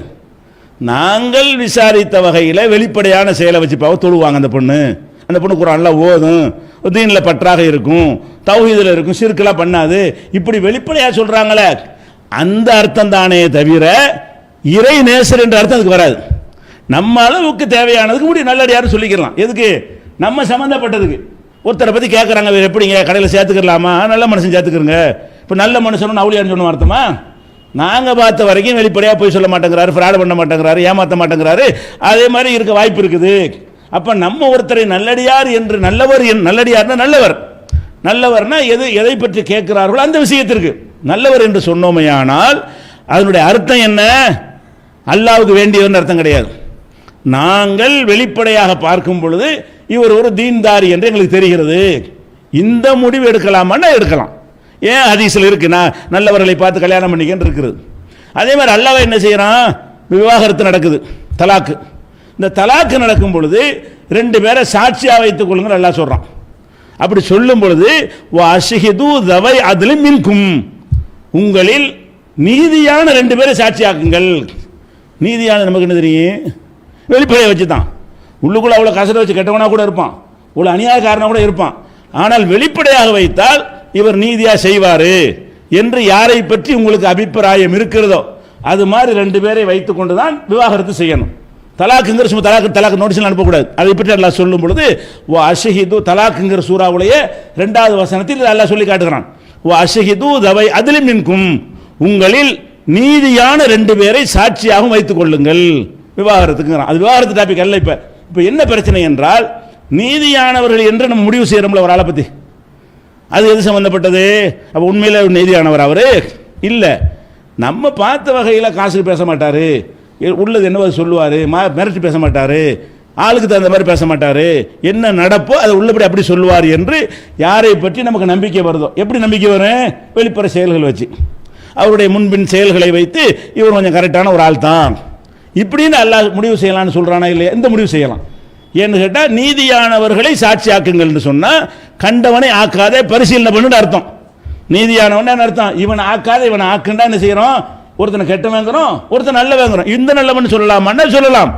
ஆனால் அவன் நிஜமா நீதியானா அது தெரியாது. நாங்கள் பார்த்த வரைக்கும் அப்படி நினைக்கிறோம். அல்லாஹ்விடத்தில் நீதி அது எங்களுக்கு தெரியாது, அல்லாஹ்விடத்தில் நேர்மை அது எங்களுக்கு தெரியாது. எங்களுக்கு என்ன தெரியும்? அதுக்கு வந்து 4-5 கேஸை பார்த்தோம், ஒழுங்கா சாட்சி சொன்னார், பொய் சொல்லலை, ஆள் பார்த்து பேச மாட்டார், நியாயம்னா நியாயம், நூல் பிடிச்ச மாதிரி பேசுவார், இப்படின்னு யாரை பற்றி நமக்கு தகவல்கள் கிடைத்து அதை நம்ம நம்புகிறோமோ அதன்படி நீதியாளர் என்று என்ன செய்யலாம்? முடிவு செய்யலாம். அதே மாதிரி வந்து ஹஜ்ஜிக்கு போகிறோம்ல, எஹ்ராம் அணிந்துட்டோன்னு சொன்னால் வேட்டையாடக்கூடாது. வேட்டை பிராணி இல்லாமல் கோழி ஆடெல்லாம் சாப்பிடலாம். வனவிலங்குகள் இருக்குல்ல, அந்த மாதிரி வனவிலங்குல காட்டில் பறவைகள், மிருகங்கள், மானு, முயல், இது மாதிரியான வனவிலங்குகளை வந்து இஹ்ராம் காலத்தில் என்ன செய்யக்கூடாது? வேட்டையாடக்கூடாது மார்க்கத்தில் இருக்குது. ஒருத்தர் தெரியாமல் வேட்டையாடிட்டார்னு சொன்னால் அதுக்காக வேண்டி அவர் என்ன செய்யணும்னா ஒரு பிராயச்சித்தம் கொடுக்கணும். ஆடு, மாடு, ஒட்டகம் இதில் ஏதாவது ஒன்றை அதுக்கு பதில் அறுக்கணும். அறுத்து என்ன செய்யணும்? ஏழைகளுக்கு தர்மம் குர்பானி கொடுக்கணும். ஒரு முயலை ஒருத்தன் அடிச்சுட்டான்னு வைங்க, கொண்டுட்டான், வேட்டை பண்ணிட்டான். ஒரு புறாவை அடிச்சுட்டான், காட்டு புறா, வளர்ப்பு புறா இல்லாமல் வேட்டையாடுகிற ஒரு புறா, காட்டில் வாழக்கூடிய புறாவை வந்து சுட்டு கொண்டுட்டான். இதுக்காக வேண்டி என்ன செய்யணும்? ஆடு மாடு ஒட்டகம் ஏதாவது ஒன்று, இந்த மூன்றில் ஒன்றை கொடுக்கணும். அப்போ எதுக்கு எதை கொடுக்கறது? முயலுக்கு என்ன, மானுக்கு என்ன, புறாவுக்கு என்ன, இப்படின்னு லிஸ்ட் எல்லாம் சொல்லலை. அதுக்கு அல்லாஹ் என்ன சொல்லிட்டான்னு கேட்டால், இந்த மூணை தான் கொடுக்கணும். மூணை கொடுக்கறது எப்படி செய்யணும்? உங்களை நேர்மையான ஒரு ஆளை வச்சு முடிவு எடுத்துக்கிறங்க. அதில் உள்ளவன் அதிலின் நேர்மையான ஒருத்தர் என்ன செய்வார்? ஏகும்பிகி தவா அதிலின் நேர்மையானவர் என்ன செய்வார்? அது கணக்கு பண்ணுவார். இந்த முயலுக்கு எது மேட்ச் ஆகும், ஒட்டகம் கொடுக்க சொல்லலாம், அது தோற்றம் வடிவம் விலை அதெல்லாம் கணக்கு பண்ணி இந்த மூன்றில் ஒன்று தான் செய்யணும். அப்போ நீ முயலை கொண்டியா, நீ ஒட்டகத்தை கொடுன்னு சொன்னார்னா சரி, அவர் கொஞ்சம் நேர்மையாக கரெக்டாக திறந்த பார்வையில் ஆய்வு செய்யக்கூடியவராக இருப்பார். அப்படியான ஆட்களை பார்த்து, நேர்மையான ஆளை பார்த்து ஆள் பசங்க சொல்லிடுவாங்க. இப்போ ஒரு வேண்டிய ஆள் என்ன செய்வான்? பெரிய பிராணியை கொண்டுறது கூட நீ சாதாரண ஆட்டை கொடுத்துட்டு போயிடுவான். வேண்டாம் சின்னதுக்கு என்ன செய்வான்? ஒட்டத்தை கொடுத்துருவான். அப்படிலாம் சொல்லாமல் நேர்மையாக தீர்ப்பு சொல்லக்கூடிய ஆட்களுடைய தீர்ப்பை கேட்டு நடந்து கொள்ளுங்கள். ஆனால் ஏதாவது ஒன்று கொடுத்தாகணும். நீங்கள் வேட்டையாடி விட்டீர்களே ஆனால் ஆடு மாடு ஒட்டகம், நாமடா ஆடு மாடு ஒட்டகம் மூணுக்கு தான் சொல்லப்படும். இந்த மூன்றில் எதையாவது ஒன்று என்ன செய்யணும்? நீங்கள் அதுக்கு பலி கொடுக்கணும், குர்பானி கொடுத்து அது இலைகளுக்கு விநியோகிக்கணும். அப்போ இதில் வரும்போது எல்லாம் என்ன செய்கிறான்னு கேட்டால், அது கண்டவன்ட்டையுமே கருத்து கேட்டுறாதீங்க. அவன் நேர்மையான ஆளான்னு பார்த்து கருத்து கேளுங்க. எல்லாம் என்ன சொல்கிறான்? ஒரு முயலை கொண்டுட்டீங்கன்னா ஒருத்தரே 10 கேட்கக்கூடாது. இது யார்கிட்ட கேட்டால் கரெக்டாக அனலைஸ் பண்ணி சொல்லுவார், நேர்மையாக சொல்லுவார், ஆள் பார்த்து சொல்ல மாட்டார் அப்படின்னு பார்த்து கொண்டு அவர் இடத்துல போய் கேளுங்க. அவர் சொல்கிறான் தீர்ப்பு. ஒட்டகம் தான்ப்பா இது கொடுக்கணும்னா ஒட்டகத்தை கொடுத்துட்டு போ, மாட்டை தான் கொடுக்கணும்னா அல்லாவுடைய தீர்ப்பு நினச்சி அதை கொடுத்துட்டு போ. அப்போ இந்த இடத்துல நேர்மையாளர் என்ன அர்த்தம்? நம்ம கணிச்ச வகையில் அவர் ஒரு நேர்மையற்றவராக இருக்கலாம், அல்லாட்ட நம்ம கேள்வி வராது. நம்ம சம்பந்தப்பட்ட தீர்ப்பு, நம்ம அவுளியாங்கிறோம், நமக்கு பொண்ணா கொடுக்க போகிறோம். அவருக்கு ஒரு அவுளியான்னு முடிவு பண்ண போகிறோமே, அவரை கடையில் சேர்க்க போகிறோமா? இல்லை. அவர் பொண்ணு கொடுக்க போகிறோமா? இல்லை. அவர் ஏதாவது கடன் வாங்க போகிறோமா, கொடுக்க போகிறோமா? நமக்கு சம்பந்தம் இல்லாத விஷயத்துக்கு அவுளியான்னு இருக்கிறோம். நமக்கு சம்பந்தப்பட்ட விஷயத்துக்கு முடிவு செய்யலாம். இவன் கெட்டவன், இவன் நல்லவன், ஏன் சம்பந்தம் இருக்குது. என் தொழிலில் ஒருத்தனை யாரை வைக்க நான் தான் முடிவு செய்யணும், என் பொண்ணை யாரு கொடுக்குற நான் தான் முடிவு செய்யணும். அப்போ என் சம்பந்தப்பட்ட விஷயத்திற்கு நான் முடிவு செய்வதற்கு அதிகாரம் இருக்கா இல்லையா? அந்த அர்த்தம் தானே தவிர அப்படி நம்ம முடிவு செஞ்சாலும் அவன் ஃப்ராடா இத்தனை பேர் போயிடணும். ஏமாந்தல யார்கிட்ட ஏமாறுறாங்க? நம்மனவன் ஏமாத்துறான், நம்பாதவன் ஏமாற்ற மாட்டானே. ஒரு ஆள் ஏமாத்த கேஸ்லாம் வருது, அதெல்லாம் என்ன கேஸ்ன்னு நினைக்கிறீங்க? என்னை 1 லட்சம் கொடுத்து ஏமாத்திட்டான், 2 லட்சம் கொடுத்து ஏமாத்திட்டா கொடுக்கும்போது நம்பி தானே கொடுத்தீங்க. நம்பிக்கை கொடுத்தா மாட்டீங்க, மறுத்திருப்பீங்களா அப்பவே? அப்போ நம்ம ஏமாந்த கேஸ் பூராமே என்ன கேஸ்ன்னு பார்த்தீங்கன்னா ரொம்ப நம்பணும், ரொம்ப நம்ம ஏமாத்துறவங்கள அப்போ காட்டுகிறது இது பொய் ஆயிரும். நம்பினபடி நடப்போம் கொஞ்சம் பேர் இருப்பான், ஏமாத்துறவனே இருப்பான். நம்ம அலசி ஆராய்ந்து நமக்கு மனசுக்கு பட்டா சரின்னு கொடுப்போம். பொண்ணை கொடுத்தோன்னே குடியாரன்னு பின்னாடி தெரிய வரும். அதுக்கு என்ன செய்யறது? நம்ம கொடுக்கும்போது நம்ம முடிவை கரெக்டாக செய்யணும். அது பொய்யாவும் ஆகலாம். அப்போ நாம ஒருத்தர் நல்லவன் என்று முடிவு செய்வது பொய்யாவும் ஆகிவிடக்கூடும் என்று நினைத்து முடிவெடுக்கணும். நல்லவன் தாங்க, 100% கிடையாது. 100% நல்லவன் என்று யாரை பற்றி நினைக்கக்கூடாது. உங்கள் அளவுக்கு பரிசீலனை செஞ்சு எந்த அளவுக்கு முடியுமோ அந்த மாதிரி செய்யலாம். இப்படியான ஒரு அனுமதி இருக்கே தவிர அவுளியா பட்டம் கொடுப்பதற்கு என்ன இல்லை. உங்களுக்கு சம்பந்தம் இல்லாத ஒரு விஷயத்துக்கு இவர் இறைநேசர் அவுளியா என்று சொல்வதற்கு அது அர்த்தம் இல்லை. அது பெரிய குற்றத்தில் வந்துடும். அல்லாஹ்வுடைய அதிகாரத்தை கையில் எடுக்கிறீங்க, அவனுக்கு மட்டும்தான் இது தெரியும், அது எங்களுக்கு தெரியும்னு சொல்றீங்க. அது பயங்கரமான குற்ற, ஷிர்க்கை தாண்டி இன்னொரு குற்றத்தில் வந்துவிடும். இதிலிருந்து விலகிக் கொள்ள வேண்டும். இன்னும் இணை கற்பிப்பு நுழைவதற்கு இன்னும் பல காரணங்கள் இருக்கின்றன. இன்ஷா அல்லாஹ் அவற்றை அடுத்தடுத்த. அஸ்ஸலாமு அலைக்கும் வரஹ்மத்துல்லாஹி வபரகாத்துஹு. கண்ணியத்திற்குரிய எல்லாம் வல்ல அல்லாஹு ஜல்ல ஷானஹு தஆலாவின் நல்லடியார்களே, இஸ்லாமிய கொள்கை விளக்கம் என்ற இந்த தொடர் ஜும்மா உரையில் இறைவனை பற்றி நாம் எப்படி நம்ப வேண்டும் என்ற முதல் கொள்கையை நம்ம பார்த்து வருகிறோம். ஏகத்துவ கொள்கையை பிரச்சாரம் செய்கின்ற இந்த மார்க்கத்தில் இணை கற்பிக்கக்கூடிய கொள்கை எதனால் உருவாகிறது என்றால், மனிதர்களை இறை நேசர்கள் என்று நாம முடிவு செய்து அதனால் அவர்களுக்கு ஒரு அளப்பரிய ஆற்றல் இருப்பதாக நாம தீர்மானிக்கிற காரணத்தினால்தான் இந்த சமுதாயத்தில் கூட ஓரிரையை வணங்கக்கூடிய கொள்கையிலிருந்து ஒரு தடம்புறுதல் ஏற்படுகிறது என்பதை நம்ம பார்த்து வருகிறோம். அப்போ எந்த ஒரு மனிதனையும் இறைவனுடைய நேசர் என்று நம்ம சொல்லவே கூடாது. அந்த அதிகாரத்தை அல்லாஹ் நமக்கு தரவே இல்லை என்பதையும் பார்த்தோம். ஆனாலும் சில நல்லடியார்களை அல்லாஹ்வே நல்லடியார் என்று சொல்லி இருந்தால் அல்லாஹ்வுடைய ரசூல் அவர்கள் ஒருவரை நல்லடியார் என்று சொல்லியிருந்தால் அவரை நம்ம நல்லடியார் என்று சொல்லலாம், சொல்ல வேண்டும். அப்படி யாரையெல்லாம் சொல்லியிருக்கிறார்களோ அவர்களை தவிர மற்ற எவரை பற்றியும் நல்லடியார் என்ற முத்திரையை, இறை நேசர் என்ற முத்திரையை நம்ம குத்தவே முடியாது. அப்படி யாரையெல்லாம் அல்லாஹ் சொல்லியிருக்கிறான், அவன் இந்த மார்க்கத்தை சொல்வதற்காக ஒவ்வொரு காலத்திலையும் நபிமார்களை அனுப்புகிறான், ரசூல்மார்களை அனுப்புகிறான். அந்த ரசூல்மார்கள் லட்சக்கணக்கான மக்கள் இருக்கிற ஒரு சமூகத்தில் ஒருவரை தேர்வு செய்து நீதான் என்னுடைய செய்தியை மக்களுக்கு சொல்ல வேண்டும் என்று அவரை தூதராக நியமித்து அவனுடைய செய்தியை பெறுவதற்கான தகுதி உள்ளவராக அவரை அல்லாஹ் தீர்மானிக்கிறான். அப்போ இந்த நபிமார்கள் என்கிற ஒரு நிலையில் யாரெல்லாம் இருக்கிறார்களோ அவங்க கெட்டவர்கள் சொல்ல முடியாது. ஏன்னா அல்லாஹ் செலக்ட் பண்ணிட்டான். நம்மளா தீர்மானிக்கிறது தப்பே தவிர நபிமார்கள்லாம் நல்லவங்களா? கண்டிப்பாக நல்லவங்க. நபிமார்கள்லாம் இறை நேசர்களா? நிச்சயமாக இறை நேசர்கள். நபிமார்கள்லாம் சொர்க்கம் செல்வார்களா? நிச்சயமாக சொர்க்கம் செல்வார்கள். அப்போ நபிமார்கள் என்று யாரெல்லாம் ஆதாரத்துடன் நிரூபிக்கப்பட்டிருக்கிறார்களோ, சொல்லப்பட்டிருக்கிறதோ, அந்த நபிமார்களை பற்றி நம்ம பேசும் பொழுது அவங்க நல்லடியார், சொர்க்கவாசி, இறை நேசர் என்று அல்லாஹ் என்னென்ன அடைமொழிகளை அவர்களுக்கு சொல்லி இருக்கிறானோ அதையெல்லாம் சொல்வது நல்லடியார் என்று நம்ம தீர்மானிக்கிற கூட்டத்தில் வராது. ஏன்? நம்ம தீர்மானிக்கல. இந்த தீர்மானத்தை எடுத்து அல்லாஹ் ரப்பல் ஆலமீன். அப்போ திருமறை குர்ஆனை எடுத்து பார்த்தீங்கன்னு சொன்னால் நபிமார்களை அப்படித்தான் அல்லாஹ் ஒதுக்குர் ஃபில் கிதாபி இஸ்மாயில், இந்த வேதத்தில் இஸ்மாயிலை பற்றி நினைத்துப்பார். ஒதுக்குர் ஃபில் கிதாபி இப்ராஹிம், இந்த வேதத்தில் இப்ராஹிமை பற்றி நினைத்துப்பார் என்று ஒவ்வொரு நபிமார்கள் பேரையும் சொல்லி அவங்களெல்லாம் தகியன் காண தகியா, இறை அச்சமுடையவர்களாக இருந்தார்கள். அல்லாஹ் தக்வாவுக்கு சர்டிஃபிகேட் கொடுக்குறான். அவங்களெல்லாம் வந்து என்ன செய்கிறாங்க? இறை அச்சமுடைய மக்களாக இருந்தார்கள். அப்போ மூசா நபி யார்? இறைநேசர். ஈசா நபி யார்? இறைநேசர். இப்ராஹிம் நபி இறைநேசர். நபிகள் நாயகம் ஸல்லல்லாஹு அலைஹி வஸல்லம் இறைநேசர். இப்படி எந்த நபியை பற்றியும் அவுலியா, மகான், நல்லடியார் என்று சொல்ல முடியும். இது அல்லாமல் நாம சொல்கிறோமே நபிகள் நாயகம் ஸல்லல்லாஹு அலைஹி வஸல்லம் காலத்துக்கு பிந்தி, அது அனைத்துமே பொய் தான். நபிகள் நாயகம் ஸல்லல்லாஹு அலைஹி வஸல்லம் வஹி முடிந்து விடும் பொழுது 1400 ஆண்டுகளாக வாழ்ந்து மறைந்தவர்கள் யாரை பற்றியும் நல்லடியார் என்ற ஆதரவு இருக்குமா? இருக்காது. ஒருவர் நல்லடியார் என்று இருப்பதாக இருந்தால் அல்லாஹ் ரசூல் சொல்லணும். ரசூலுடைய வஹி முடிந்து விட்டது. சிலரை பற்றி ரசூல் ஸல்லல்லாஹு அலைஹி வஸல்லம் பிற்காலத்திலையும் பேரோடு சொல்லியிருக்கிறாங்க, அவங்க நல்லடியார்னு சொல்லலாம்.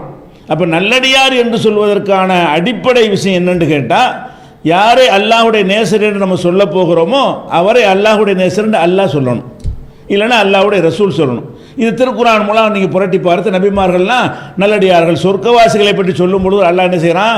உலாயிகல்லதீன அன்அம அல்லாஹு அலைஹிம் மினன் நபிய்யீன், நல்லறங்கள் செய்யக்கூடிய மக்கள் அல்லாஹ்வுடைய அருள் பெற்ற நபிமார்களோடு இருப்பார்கள் மறுமையில். யாரெல்லாம் தொழுகை, நோன்பு இதெல்லாம் நிறைவேற்றி ஏகத்துவ கொள்கையில் இருந்து மரணிக்கிறார்களோ அவங்க யாரோடு இருப்பாங்களா? நபிமார்களோடு இருப்பார்கள். அப்போ நபிமார்கள் சொர்க்கத்தில் இருப்பார்கள் என்பதும் அந்த நபிமார்களோடு நீங்கள் இருப்பீர்கள் என்று சொல்வதையும் பார்க்கும் பொழுது அந்த நபிமார்களை கண்டிப்பாக நல்லடியார் என்று சொல்ல வேண்டும். அந்த நபிமார்களிடத்திலே சில தவறுகள், பிழைகள் நடந்திருந்தாலும் நல்லடியார் தான். உதாரணமாக சொல்வதாக இருந்தால், இப்போ யூனுஸ் நபி அவர்கள், அவங்களுடைய வரலாறு அல்லாஹ் திருக்குர்ஆனில் பல இடங்களில் சொல்லி காட்டுகிறான். அவர் அந்த மக்களுக்கு பிரச்சாரம் செய்கிறார். பிரச்சாரம் செய்து மக்களை ஏற்றுக்கொள்ளலை. விரல் விட்டு எண்ணக்கூடிய சின்ன எண்ணிக்கையில் தான் அவரை ஏற்றுக்கொண்டார்கள். கடைசியாக அவர்கள் அல்லாஹ்ட்ட பிரார்த்தனை செய்து, யா அல்லாஹ் இவங்க திருந்த மாட்டாங்க, இனிமேல் சொல்லி பிரயோஜனம் இல்லை, நீ உன்னுடைய வேதனை இறக்கிறே, அவங்களை தண்டிச்சிரு என்று சொல்லி அல்லாஹ்விடத்தில் பிரார்த்தனை செய்ய அல்லாஹும் அதை ஏற்றுக்கொண்டு நீ ஊரை விட்டு வெளியேறிரு என்று அல்லாஹ் வந்து கட்டளை இடுகிறான். யூனுஸ் நபி அவங்களை சேர்ந்த சின்ன எண்ணிக்கையில் உள்ளவர்களும் ஊரை விட்டு போய்விடுகிறார்கள். போன பிறகு அந்த ஊரில் வந்து பெரிய பூகம்பம் ஏற்பட்டு பெரிய அழிவு ஏற்படும் என்று அல்லாஹ் சொல்லி அனுப்புகிறான். இவர் யூனுஸ் நபி போனவர் திரும்பி வர்றார். என்ன நினைத்து கொண்டு வருவார்? ஊரே காலியாக இருக்கும், இந்த எதிரிகள் நம்மளை பிரச்சாரம் செய்ய விடாதவர்கள், தொலை விடாமல் தடுத்தவர்கள், இந்த கொள்கைக்கு எதிராக இருந்தவர்கள், கொலை செய்தவர்கள், சித்திரவதை செய்தவர்கள்லாம் அழிந்து நாசமாகி இருப்பார்கள் என்று நினைத்து கொண்டு அவர் வருகிறார். வந்து பார்த்தா ஊர் ஜேஜேன்னு இருக்கிறது. எந்த ஒரு அதாபு இறங்கின ஒரு அறிகுறியுமே இல்லை. அந்த ஊரில் வந்து எந்த ஒரு அதாபுமே இருக்கு. நல்ல சந்தோஷமாக அந்த மக்கள்லாம் இருந்து விழா கொண்டாடி கொண்டிருக்கிறார்கள். இவரு கோபம். அல்லாஹ் குர்ஆனில் அப்படி சொல்லி காட்டணும். தன்னூனி, இந்த மீன் வயிற்றில் இருந்தாரே அவரை பற்றியும் நினைத்துப்பார். இது தகவ முகாலிபன், அவர் கோபித்து கொண்டு போகிறார். ஃபலன்ன அல்லன் நக்திர் அலைஹி, அவர் மீது நமக்கு சக்தி இல்லை என்று நினைத்து விட்டார். ஃபனாதா ஃபில் ظுலுமாத்தி அல்லா இலாஹ இல்லா அன்த சுப்ஹானக இன்னி குன்து மினல் ஸாலிமீன். உடனே அவர் இருள்களுக்கு மத்தியில் லா இலாஹ இல்லா அன்த சுப்ஹானக இன்னி குன்து மினல் ஸாலிமீன் என்று சொல்ல வைத்து விட்டேன். அழைத்தார். மீன் வயிற்றில் கொண்டு சிறை வைத்து அதுக்கு தண்டனையாக என்ன செய்யறான், அவரை லா இலாஹ இல்லல்லாஹ்னு தௌபா செய்யக்கூடிய நிலைமை ஏற்படுத்துறான். அப்போ ஒரு நபி இதை செய்யக்கூடாது தானே. இறைவனுடைய நேசரு அல்லாஹ் ஒருத்தர் அழிக்கிறேன்னு சொல்லுவான், அவங்க பிரார்த்தனை பண்ண அழிக்காம மாற்றி கொள்ளுவான். இவர் விருப்பப்படி அல்லாஹ் செய்யணுங்கிற அவசியம் கிடையாது. அல்லாஹ் எடுத்த முடிவு அல்லாஹ் மாற்றுவான். அப்போ யூனுஸ் நபி அவர்கள் அந்த மக்களுக்கு எதிராக பிரார்த்தனை செய்கிறாங்க. அந்த மக்கள் அல்லாஹ் இடத்துல என்ன செய்கிறாங்க, அல்லாஹ் நாங்கள் தெரியாமல் செஞ்சிட்டோம், யூனுஸ் நபி சொன்னதான் கரெக்டு, திருந்தி கொண்டோம் அப்படின்னோன்னு அந்த அதாவே அல்லாஹ் விலக்கி விட்டான். அல்லாஹ் குர்ஆனில் அப்படி சொல்லி காட்டுறான், அந்த யூனுஸ் நபி சமுதாயம் மாதிரி வேற ஒரு சமுதாயம் இருந்திருக்க கூடாதா, அழிஞ்சு நாசமாக போயிட்டாங்களே, இவர்கள் கடைசியில் திருந்தி கொண்டார்கள் என்றெல்லாம் அல்லாஹ் அவங்களுக்கு ஒரு சான்று கொடுக்குறான். அப்போ இது கடுமையான கோபத்துக்குரியது. அதனால தான் அவரை கடலில் தள்ளி மீன் வயிற்றில் வச்சு அவரை ரொம்ப வேதனைப்படுத்தி கடைசியாக என்ன செஞ்சான், வெளியேற்றினான். அவரை சொல்லும் போது கூட அல்லாஹ் என்ன செய்யறான்னு கேட்டால் சொல்கிறான், இறை தூதர் தான் அவர், பெரிய தப்பு தான் செஞ்சிருக்காரு. இன்னும் சொல்ல போனால் ஒலாத்தக்குன்னு சாஹிபில் ஹூத், நபிகள் நாயகம் ஸல்லல்லாஹு அலைஹி வஸல்லம் உங்களை அல்லாஹ் கட்டளையிடுறான், அவர் மாதிரி நீ ஆயிராத. ஒவ்வொரு நபியையும் சொல்லிவிட்டு அவர் மாதிரி ஆகுன்னு சொல்லுவான் அல்லாஹ். எந்த ஒரு நபியை சொன்னாலும் இப்ராஹிமை பின்பற்றி என்று அல்லாஹ் சொல்லுவான், இஸ்மாயிலை பின்பற்றி என்று அல்லாஹ் சொல்லுவான், மூசா நபியை பின்பற்றி என்று அல்லாஹ் சொல்லி இருக்கிறான். ஒவ்வொரு நபிமார்களையும் பின்பற்றி என்று சொன்ன அல்லாஹ் சொல்றான், வலா தகுன் சாஹிபில் ஹூத், இந்த மீன் வயிற்றில் இருந்தாரே அவர் மாதிரி நீ ஆயிராத. அவர் மாதிரி என்ன அர்த்தம், நான் ஒரு முடிவெடுத்திருக்கும் பொழுது அதில் அதிர்த்தடைந்து என்னோடு கோபித்து கொண்டு அது எப்படி நான் சொன்னபடி நடக்கல அப்படின்னு எனக்கு எதிரான ஒரு நிலைப்பாட்டை எடுத்தார, அந்த மாதிரி நீ ஆகாத அப்படின்னு சொல்லிட்டு அப்புறம் அல்லாஹ் என்ன சொல்றான்னு கேட்டா, ஃபஜித்தபாஹு ரப்புஹு, அவருடைய மன்னிப்பை அல்லாஹ் ஏற்று வஜஅலஹு மினஸ் சாலிஹீன், நல்லடியார்கள் ஆக்கிவிட்டான். ஒருவர் நல்லடியார் இல்லைன்னு சொல்றான் நபிமார்கள் சொல்வதாக இருந்தால் இவரை சொல்லலாம், நம்மளா சொல்வதாக இருந்தா இன்னும் இப்படி செஞ்சுட்டு போயிட்டார். அல்லாஹ் ஒன்று சொன்னா ஏத்துட்டு போயிட வேண்டியதானே. அல்லாவோட கோவிச்சுட்டு எங்க போயிட போறாரு, எங்க போனாலும் அல்லாவோட பூமி தானே அவரு. இந்த ஊரை விட்டு கோவிச்சுக்கிட்டு வேற ஊருக்கு போனால் அது என்ன வேற அல்லாவுடைய ராஜ்யமா அது? எப்படி இவர் செஞ்சார் என்று நம்ம குற்றம் பிடிப்பதாக இருந்தால் அவரை பிடிக்கலாம், பிடிக்கக்கூடாது. ஏன், ஃபஜ்தபாஹு ரப்புஹு வஜஅலஹு மினஸ் சாலிஹீன், அவரை அல்லாஹ் தேர்வு செய்து நல்லடியார்கள் ஒருவர் ஆக்கிவிட்டான். இனிமேல் யூனுஸ் அலைஹிஸ்ஸலாம் தான். நம்ம சொல்வது என்ன யூனுஸ் நபியை பற்றி, அவர் செஞ்சாரு, அச்சா யாருக்கு தண்டிக்கணுமோ மன்னிச்சுட்டானே, அவனை மறுபடியும் தேர்ந்தெடுத்துட்டானே, அவரை நல்லடியார் ஒருவர் ஆக்கிவிட்டானே. அப்ப நபிமார்களை பொறுத்த வரைக்கும் பாரதூரமான ஒரு குற்றம் சொல்ல, ஷிர்க்குங்கிற அவ்வளவு பெரிய குற்றம் இது. அல்லாஹ்வுக்கு எதிராக ஒரு ஃபைட் பண்ணக்கூடிய ஒரு குற்றமாக அல்லாஹ் பார்க்கறான், அதை பார்த்து தண்டிக்கவும் செய்கிறான். அவர் மன்னிப்பு கேட்ட பிறகு ஏற்றுக்கொண்டு நல்லவர் ஆக்கிவிட்டான் என்பது எதை காட்டுகிறது, நபிமார்கள்ட்ட சில பிழைகள் இருப்பதாக நம்ம கண்ணுக்கு தென்பட்டா கூட அதெல்லாம் மன்னிச்சிட்டான். தேர்ந்தெடுத்தவன் மனுஷன்ட பிழை வரணும், அப்படி இல்லைன்னா அவர் அல்லாஹ் நினைச்சிருவாங்க. நபிமார்கள் ஆக்குனா கூட அங்கங்கே ஒன்று மிஸ்டேக் வர வைப்பான் அல்லாஹ். எதுக்காக வேண்டிய ஒரு மனிதன் காட்டுறோம்ல, அவர் கடவுள் இல்லையில, கடவுளுடைய தூதர் தானே தவிர கடவுள் கிடையாது. அப்போ கடவுள் தன்மை வராது என்பதற்காக அவன் இப்படியெல்லாம் அல்லாஹ் செய்திருக்கிறான் என்று நம்ம புரிந்து கொள்ளணும். நபிமார்களை பொறுத்த வரைக்கும் அனைவரும் நல்லடியார்கள், அல்லாஹ்வுடைய நேசர்கள், அல்லாஹ்வுடைய அன்பை பெற்றவர்கள், சொர்க்கவாசிகள், இப்படி நம்ம நம்ப வேண்டும். அதே மாதிரி இப்போ நபிமார்கள் விட்டு, நபிமார்கள் யாருன்னா ஒரு குர்ஆனில் எடுத்தால் 25 பேர் சொல்லப்பட்டிருக்கிறது, அவங்கள பற்றி குறிப்பிட்டு சொல்ல முடியும். அது இல்லாமல் நம்மளா நபிமான்னு பேரை வச்சுட்டு சொல்லிடக்கூடாது. 25 பேர் குர்ஆனில் சொல்லப்பட்டிருக்கா, அவங்கள என்ன செய்யுங்க, நல்லடியார் நபி நல்லடியார்னு சொல்லுங்க. மீதி உள்ள நபிமார்கள் பேர் தெரியாது. நம்ம எப்படி நம்பணும், யாரெல்லாம் அல்ல அனுப்புனாலும் அவங்களும் நல்லடியார்கள். அவங்க பேர் தெரியாட்டாலும் எத்தனை பேர்னு தெரியாட்டாலும் 1,24,000 ஒரு பலவீனமான செய்தி, ஆதாரமான செய்தி கிடையாது. எவ்வளோ அனுப்புனாலும் லிஸ்ட் இல்லை, நிறைய அனுப்பியிருக்கிறான். அல்லாஹ் என்ன செய்யறான், நபிமார்களில் சில பேர் வரலாறு உனக்கு சொல்லி இருக்கிறேன், ஒரு சுலன் நம் நக்சுஸ் அழைக்க, சில தூதர்களுடைய வரலாறு உனக்கு சொல்லலை. ரசூலுல்லாஹ் சொல்றான், எத்தனை பேர் அனுப்புனுங்கிற விவரத்தை கொஞ்சத்தை சொல்லி இருக்கிறேன், கொஞ்சத்தை சொல்லாமல் இருக்கிறேன், உனக்கு தெரியாமலும் ரசூல்மார்கள் இருக்கிறாங்க, அனுப்பியிருக்கிறேன். அப்போ அல்லாஹ் யாரையெல்லாம் ரசூல் என்று நற்சான்று சொல்லி இருக்கிறானோ அவர்களும், யாருடைய பெயர் சொல்லப்படலையோ அவர்களை பற்றி பொதுவாகவும் நினைக்கணும். சொன்ன நபிமார்களை பெயரோடவே நல்லடியார் என்று சொல்லலாம். சொல்லப்படாத நபிமார்களை பொறுத்த வரைக்கும் நபியாக இருந்தால் நல்லவர் அப்படிங்கிற முடிவுக்கு நம்ம வரணும். அதில் எந்த ஒரு சம்சயமோ சந்தேகம் வந்தால் அது ஈமான பாதிக்கும். அல்லாஹ் சொன்ன தீர்ப்புக்கு எதிரானதாகிவிடும். அதே மாதிரி நபிகள் நாயகம் ஸல்லல்லாஹு அலைஹி வஸல்லம் அவங்க என்ன செய்கிறாங்கன்னா, சிலரை நல்லடியார்னு சொல்லியிருக்கிறாங்க, பேரை குறிப்பிட்டே சொல்லியிருக்கிறாங்க. எப்படிலாம் சொல்லியிருக்கிறாங்க? அது ஒரு சம்பவத்தில் முகைரா பின் ஷுஅபான்னு ஒரு ஆட்சியாளர் இருக்கிறார். இப்போ அலி உஸ்மான் அவங்களுக்கு மத்தியில் பிரச்சனை ஏற்பட்டு உஸ்மான் ரலியல்லாஹு கொல்லப்பட்டு அதுக்கப்புறம் அலி அவர்கள் ஆட்சிக்கு வந்து அலி அவர்களுக்கு எதிராக ஒரு புரட்சி, ஒரு கலகம் நடந்து கொண்டிருக்கிறது. அந்த இஸ்லாமிய சாம்ராஜ்யத்துக்குள்ள பெரிய கலகம். என்ன கலகம்? உஸ்மான் அலி தான் கொண்டு விட்டாரு. அப்படி சில பேர் வந்து உஸ்மானை கொன்றவர்களை அவர் நடவடிக்காமல் இருக்கிறாரு, அவர் மென்மையாக நடந்து கொள்கிறாரு, இப்படியெல்லாம் பல விதமாக விமர்சனங்கள் வருது. முஆவியா ரலியல்லாஹு அன்ஹுலாம் என்ன செய்கிறாங்க? அதுக்கு எதிராக கலகம் விளைவிக்கிறார்கள். ஆயிஷா நாயகி அலிக்கு எதிராக படை திரட்டி போகிறார்கள். உஸ்மானுடைய கொலைக்கு நியாயம் கேட்டு உன்னுடைய ஆட்சியிலே கொலையாளிகள் சர்வ சுதந்திரமாக நடமாடுகிறார்கள், அவர்கள் மீது ஏன் நடவடிக்கை எடுக்கவில்லை என்று சொல்லி ஆயிஷா நாயகி அவர்களுக்கும் அலி அவர்களுக்கும் யுத்தமே நடக்கிறது. ஒட்டகப்போர் என்று சொல்வார்கள். அப்படிப்பட்ட அளவுக்கு ஒரு கொந்தளிப்பு இருக்கிற நேரத்தில் அலி ரலியல்லாஹு அன்ஹுக்கு எதிராக சில பேர், ஆதரவாக சில பேர் விமர்சனம் செய்கிறார்கள். அலி தப்பான ஒரு ஆள், கெட்டவர் அப்படிங்கிறாங்க. ஆதரவாக சில பேர் பண்ணிக்கிட்டு இருக்கிறாங்க. இப்படி பண்ணிட்டு இருக்கும்போது முகைரா பின் ஷுஅபாங்கிறவர் அலி ரலியல்லாஹு அன்ஹுக்கு ஒரு எதிரான ஒரு நிலையில் இருக்கிறார். ஆயிஷா நாயகி மாதிரி, முஆவியா மாதிரி. அவருடைய நிலைமை என்ன? இவர் வந்து சரியில்லை, இவர் வந்து தப்பாக நடக்கிறாரு, உஸ்மானுடைய கொலையாளிகள் மீது இவர் நடவடிக்கை எடுக்கலைங்கிற ஒரு அதிருப்தி அவருக்கு இருக்கிறது. நிறைய பேருக்கு இருந்துச்சு, அவருக்கு இருந்த மாதிரி நிறைய பேருக்கு இருந்தது. அப்போ அந்த முகைரா இருக்கிற ஒரு சபையில் ஒருத்தர் வர்றார். வந்து என்ன செய்கிறாருன்னா, அலியை போட்டு கண்ணாப்பின்னு திட்டுறார். அலி ரலியல்லாஹு அன்ஹு என்ன செய்கிறாரு? கடுமையான வார்த்தைகளை கொண்டு, என்ன வாசகம்னு ஹதீஸில் வரல, கடுமையான வார்த்தைகளை கொண்டு திட்டுறாரு. இவர் கேட்டுக்கிட்டு இருந்த முகைரா இருக்கார், அவர் அந்த கருத்தில் உள்ளவர் தானே, அவரும் திட்டுறார். ஆமாம், அது சரியில்லை. என்ன திட்டினார் அது சொல்லப்படலை, திட்டினார் சப்பண்டு வருது. அப்போ வந்தவரும் முகைராட்டை வந்து அலியை பற்றி திட்டுகிறாரு. அப்புறம் அந்த கேட்டுக்கிட்டு இருந்த முகைரா பின் ஷுஅபாவும் திட்டுறாங்க. மக்கள்லாம் உட்காந்துட்டு இருக்கிறாங்க.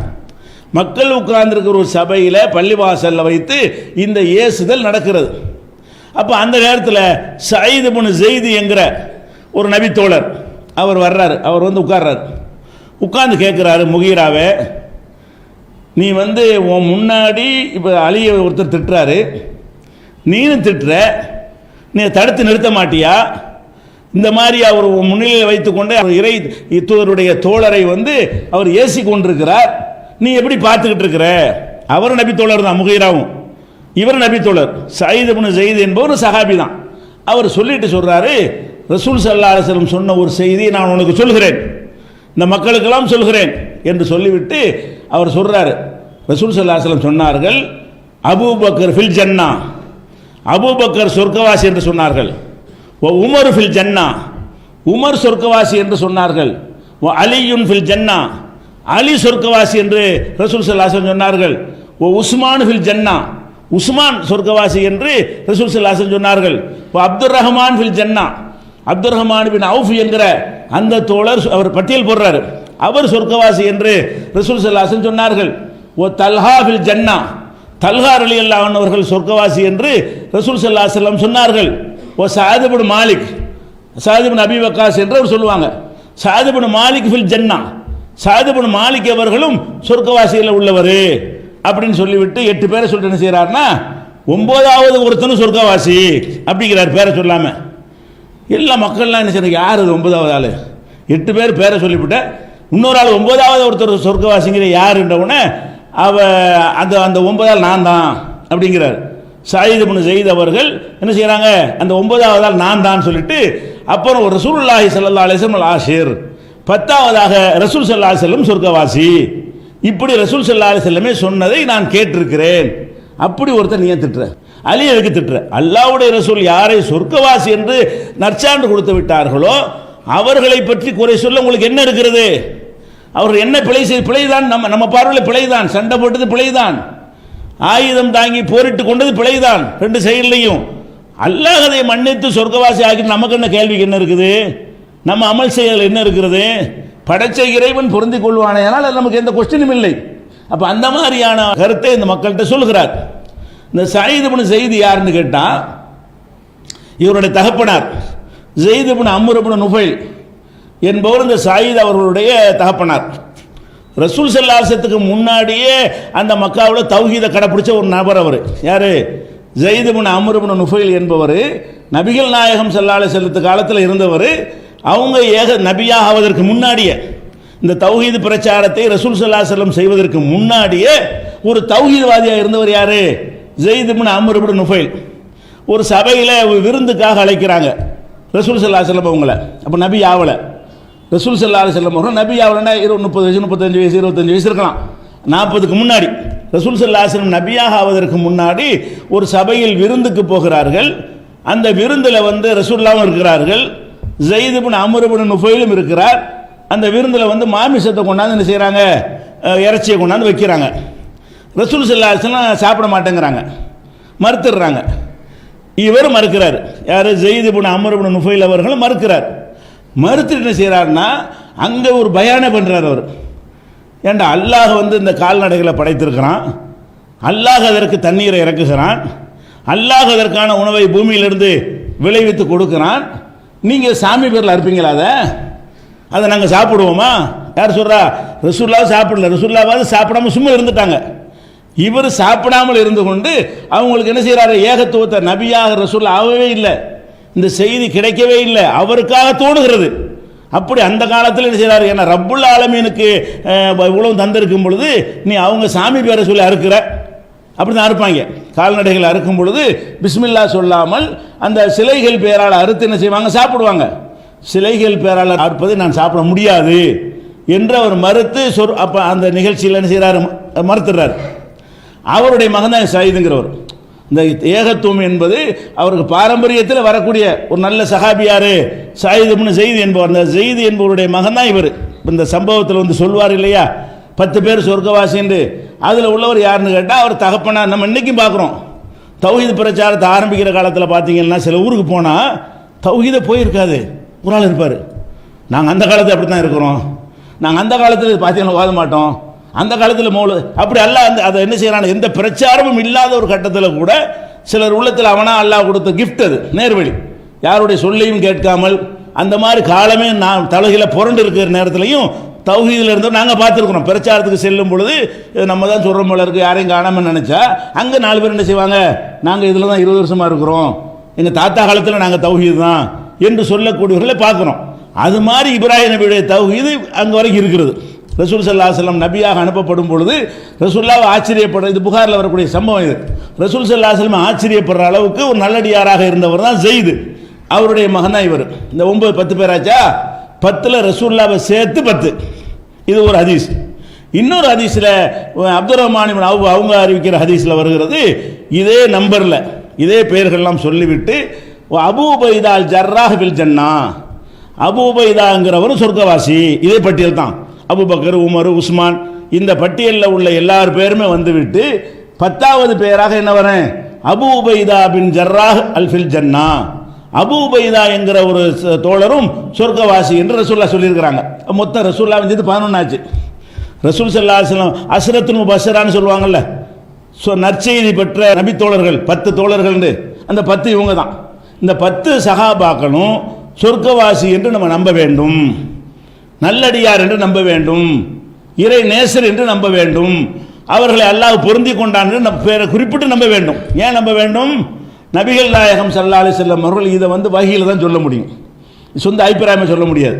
ஒருவர் சொர்க்கவாசிங்கிற ஒரு கருத்தை சொல்வதாக இருந்தால், ஒரு ஏற்கனவே சொல்லியிருக்கிறோம், உஸ்மான் இப்னு மலூன் அவர்கள் மரணித்த பொழுது அந்த மாதிரி சொல்லக்கூடாதுன்னு கண்டிச்சாங்க ரசூல் ஸல்லல்லாஹு அலைஹி வஸல்லம்.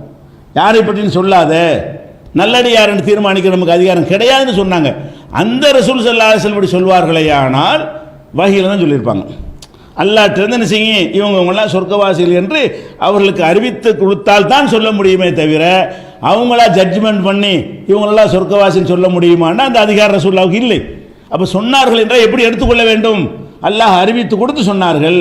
அப்போ யார் இறைநேசர் என்பதை இறைவன் தீர்மானிப்பான். அந்த இறைவன் குர்ஆன்லையும் சொல்லி காட்டுவான், அவனுடைய தூதர் வழியாகவும் சொல்லி காட்டுவான்.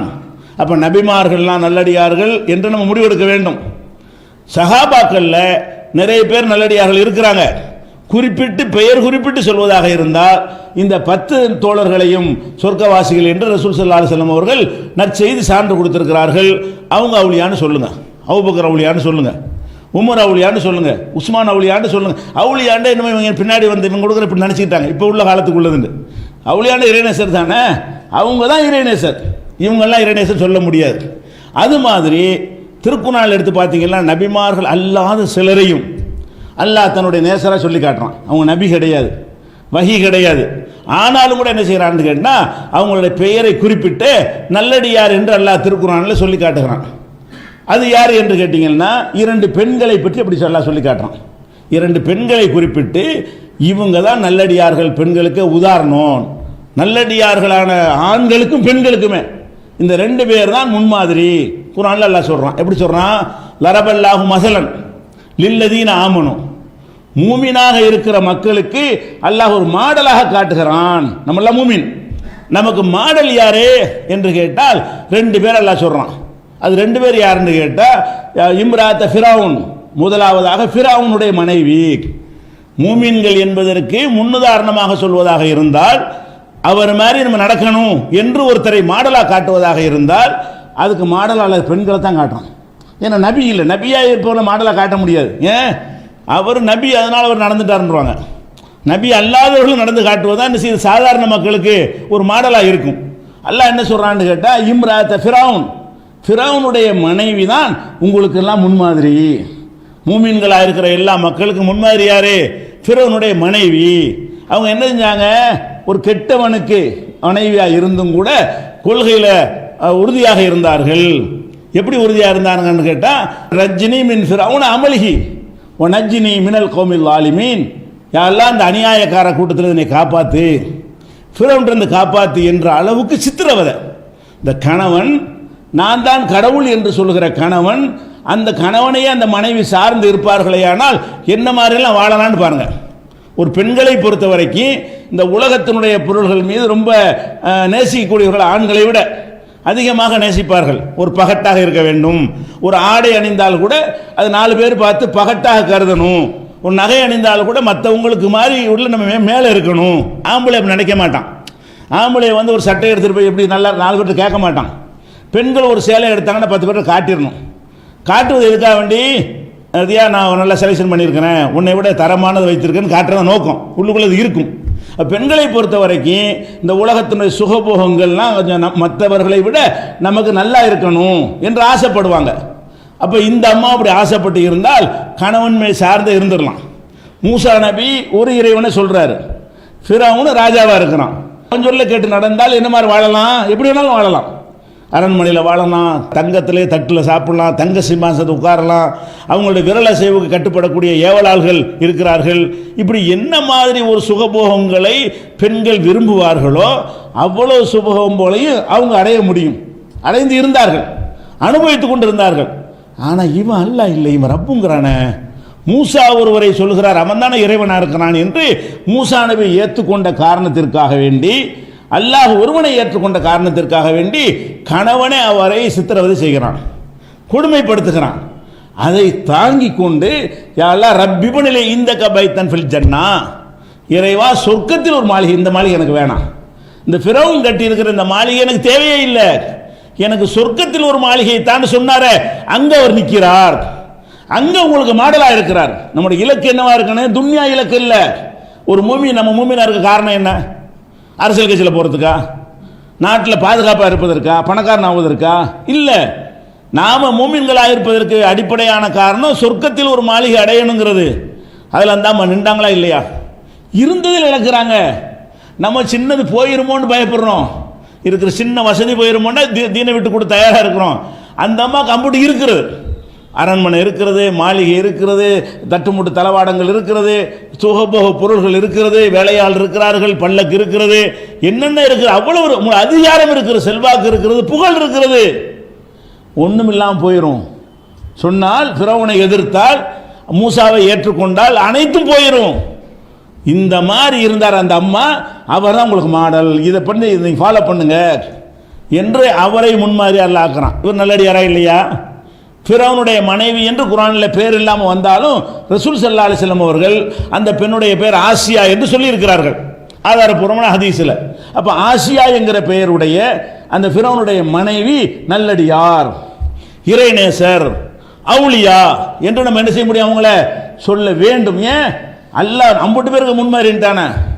ரசூலுல்லாஹ் காலத்துல இன்னைக்கு வரைக்கும் அத்தனை முஃமின்களுக்கு மாடல் யாருன்னா அவங்க தான். அவங்கள பார்த்து நட, அவங்கள மாதிரி உறுதியா நில்லு, உலக இன்பங்களுக்கு ஆசைப்பட்டு மார்க்கத்தை விட்டுறாத என்ப அத்தனை பேருக்கும் மாடல் யார் என்று கேட்டால் இந்த அம்மாவை எல்லாம் சொல்லி காட்டுகிறான். இன்னொன்று மரியம் அமரத்தை இம்ரான். இன்னொரு பெண் யார் என்று கேட்டால் இம்ரானுடைய மகளாகிய மரியம். அவங்கள அல்லாஹ் வந்து வஸ்தஃபாய்க்கு அலா நிசாயில் ஆலமீன், அகிலத்து பெண்களை விட உன்னை தேர்ந்தெடுத்து கொண்டான் அல்லான்னு சொல்லி வானவர்கள் அந்த பெண்ணிட்ட சொன்னதாக குர்ஆனில் அல்லாஹ் சொல்லி காட்டுகிறான். அந்த பெண்ணு வந்து ஒரு பெண்களுக்கு வந்து ஒரு கற்பின் மீது ஒரு பழி வர்றது பெரிய பயங்கரமான விஷயம். அந்த பெண்ணு வந்து கணவன் இல்லாமல் நீ ஒரு குழந்தையை பெற்றெடுக்க வேண்டும் என்று அல்லாஹ் அதை சொல்லும் பொழுது அதை ஏற்றுக்கொண்டு சகித்து கொண்டார். எவ்வளவு விமர்சனங்கள் வரும். அல்லாஹ்வுடைய நாட்டம், அல்லாஹ்வுடைய உத்தரவு இருந்தால் அதுக்கு நான் கருவியாக தயாராக இருக்கிறேன் என்று சொல்லி அந்த கருவை சுமந்து நெஞ்சாங்க. அவ்வளோ இழிவுகள் அவங்க சந்திச்சாங்க சமூகத்தில். அவங்கள வந்து வேற மாதிரியான கெட்ட பட்டங்கள் எல்லாம் யூதர்கள் சூட்டினார்கள். அவ்வளவையும் சகித்து கொண்டு அல்லாஹ்வுக்காக வேண்டி, மார்க்கத்துக்காக வேண்டி, அல்லாஹ்வுடைய தீர்ப்புக்காக கட்டுப்பட்டு நடந்தார்கள் இல்லையா? அவங்க ஒரு முன்மாதிரியா இருக்கிறாங்க. இப்படியாக இந்த ரெண்டு பேரையும் நல்லடியாருன்னு நம்ம சொல்ல முடியும். ஆனால் நல்லடியாருங்கிறதுனால இறை சக்தி வந்துருமான்னு அது பின்னாடி. நல்லடியார் என்பதால் அவளியா நபிமார்களே எங்களுக்கு பிள்ளைத்தாங்கன்னு கேட்டக்கூடாது. அது பின்னாடி நம்ம பார்ப்போம். நல்லடியார் என்று சொல்லலாமா என்பதுதான் டாபிக். இன்னும் சிலரை பற்றி ரசூல் ஸல்லல்லாஹு அலைஹி வஸல்லம் அவங்க நல்லடியார் என்று நமக்கு சொல்லி இருக்கிறார்கள். அதை அறிந்து கொண்டு நல்லடியார்கள் என்ற காரணத்தினால் ஒருவருக்கு இறைத்தன்மை வருமா என்பதை நம்ம பிறகு பார்க்கலாம்.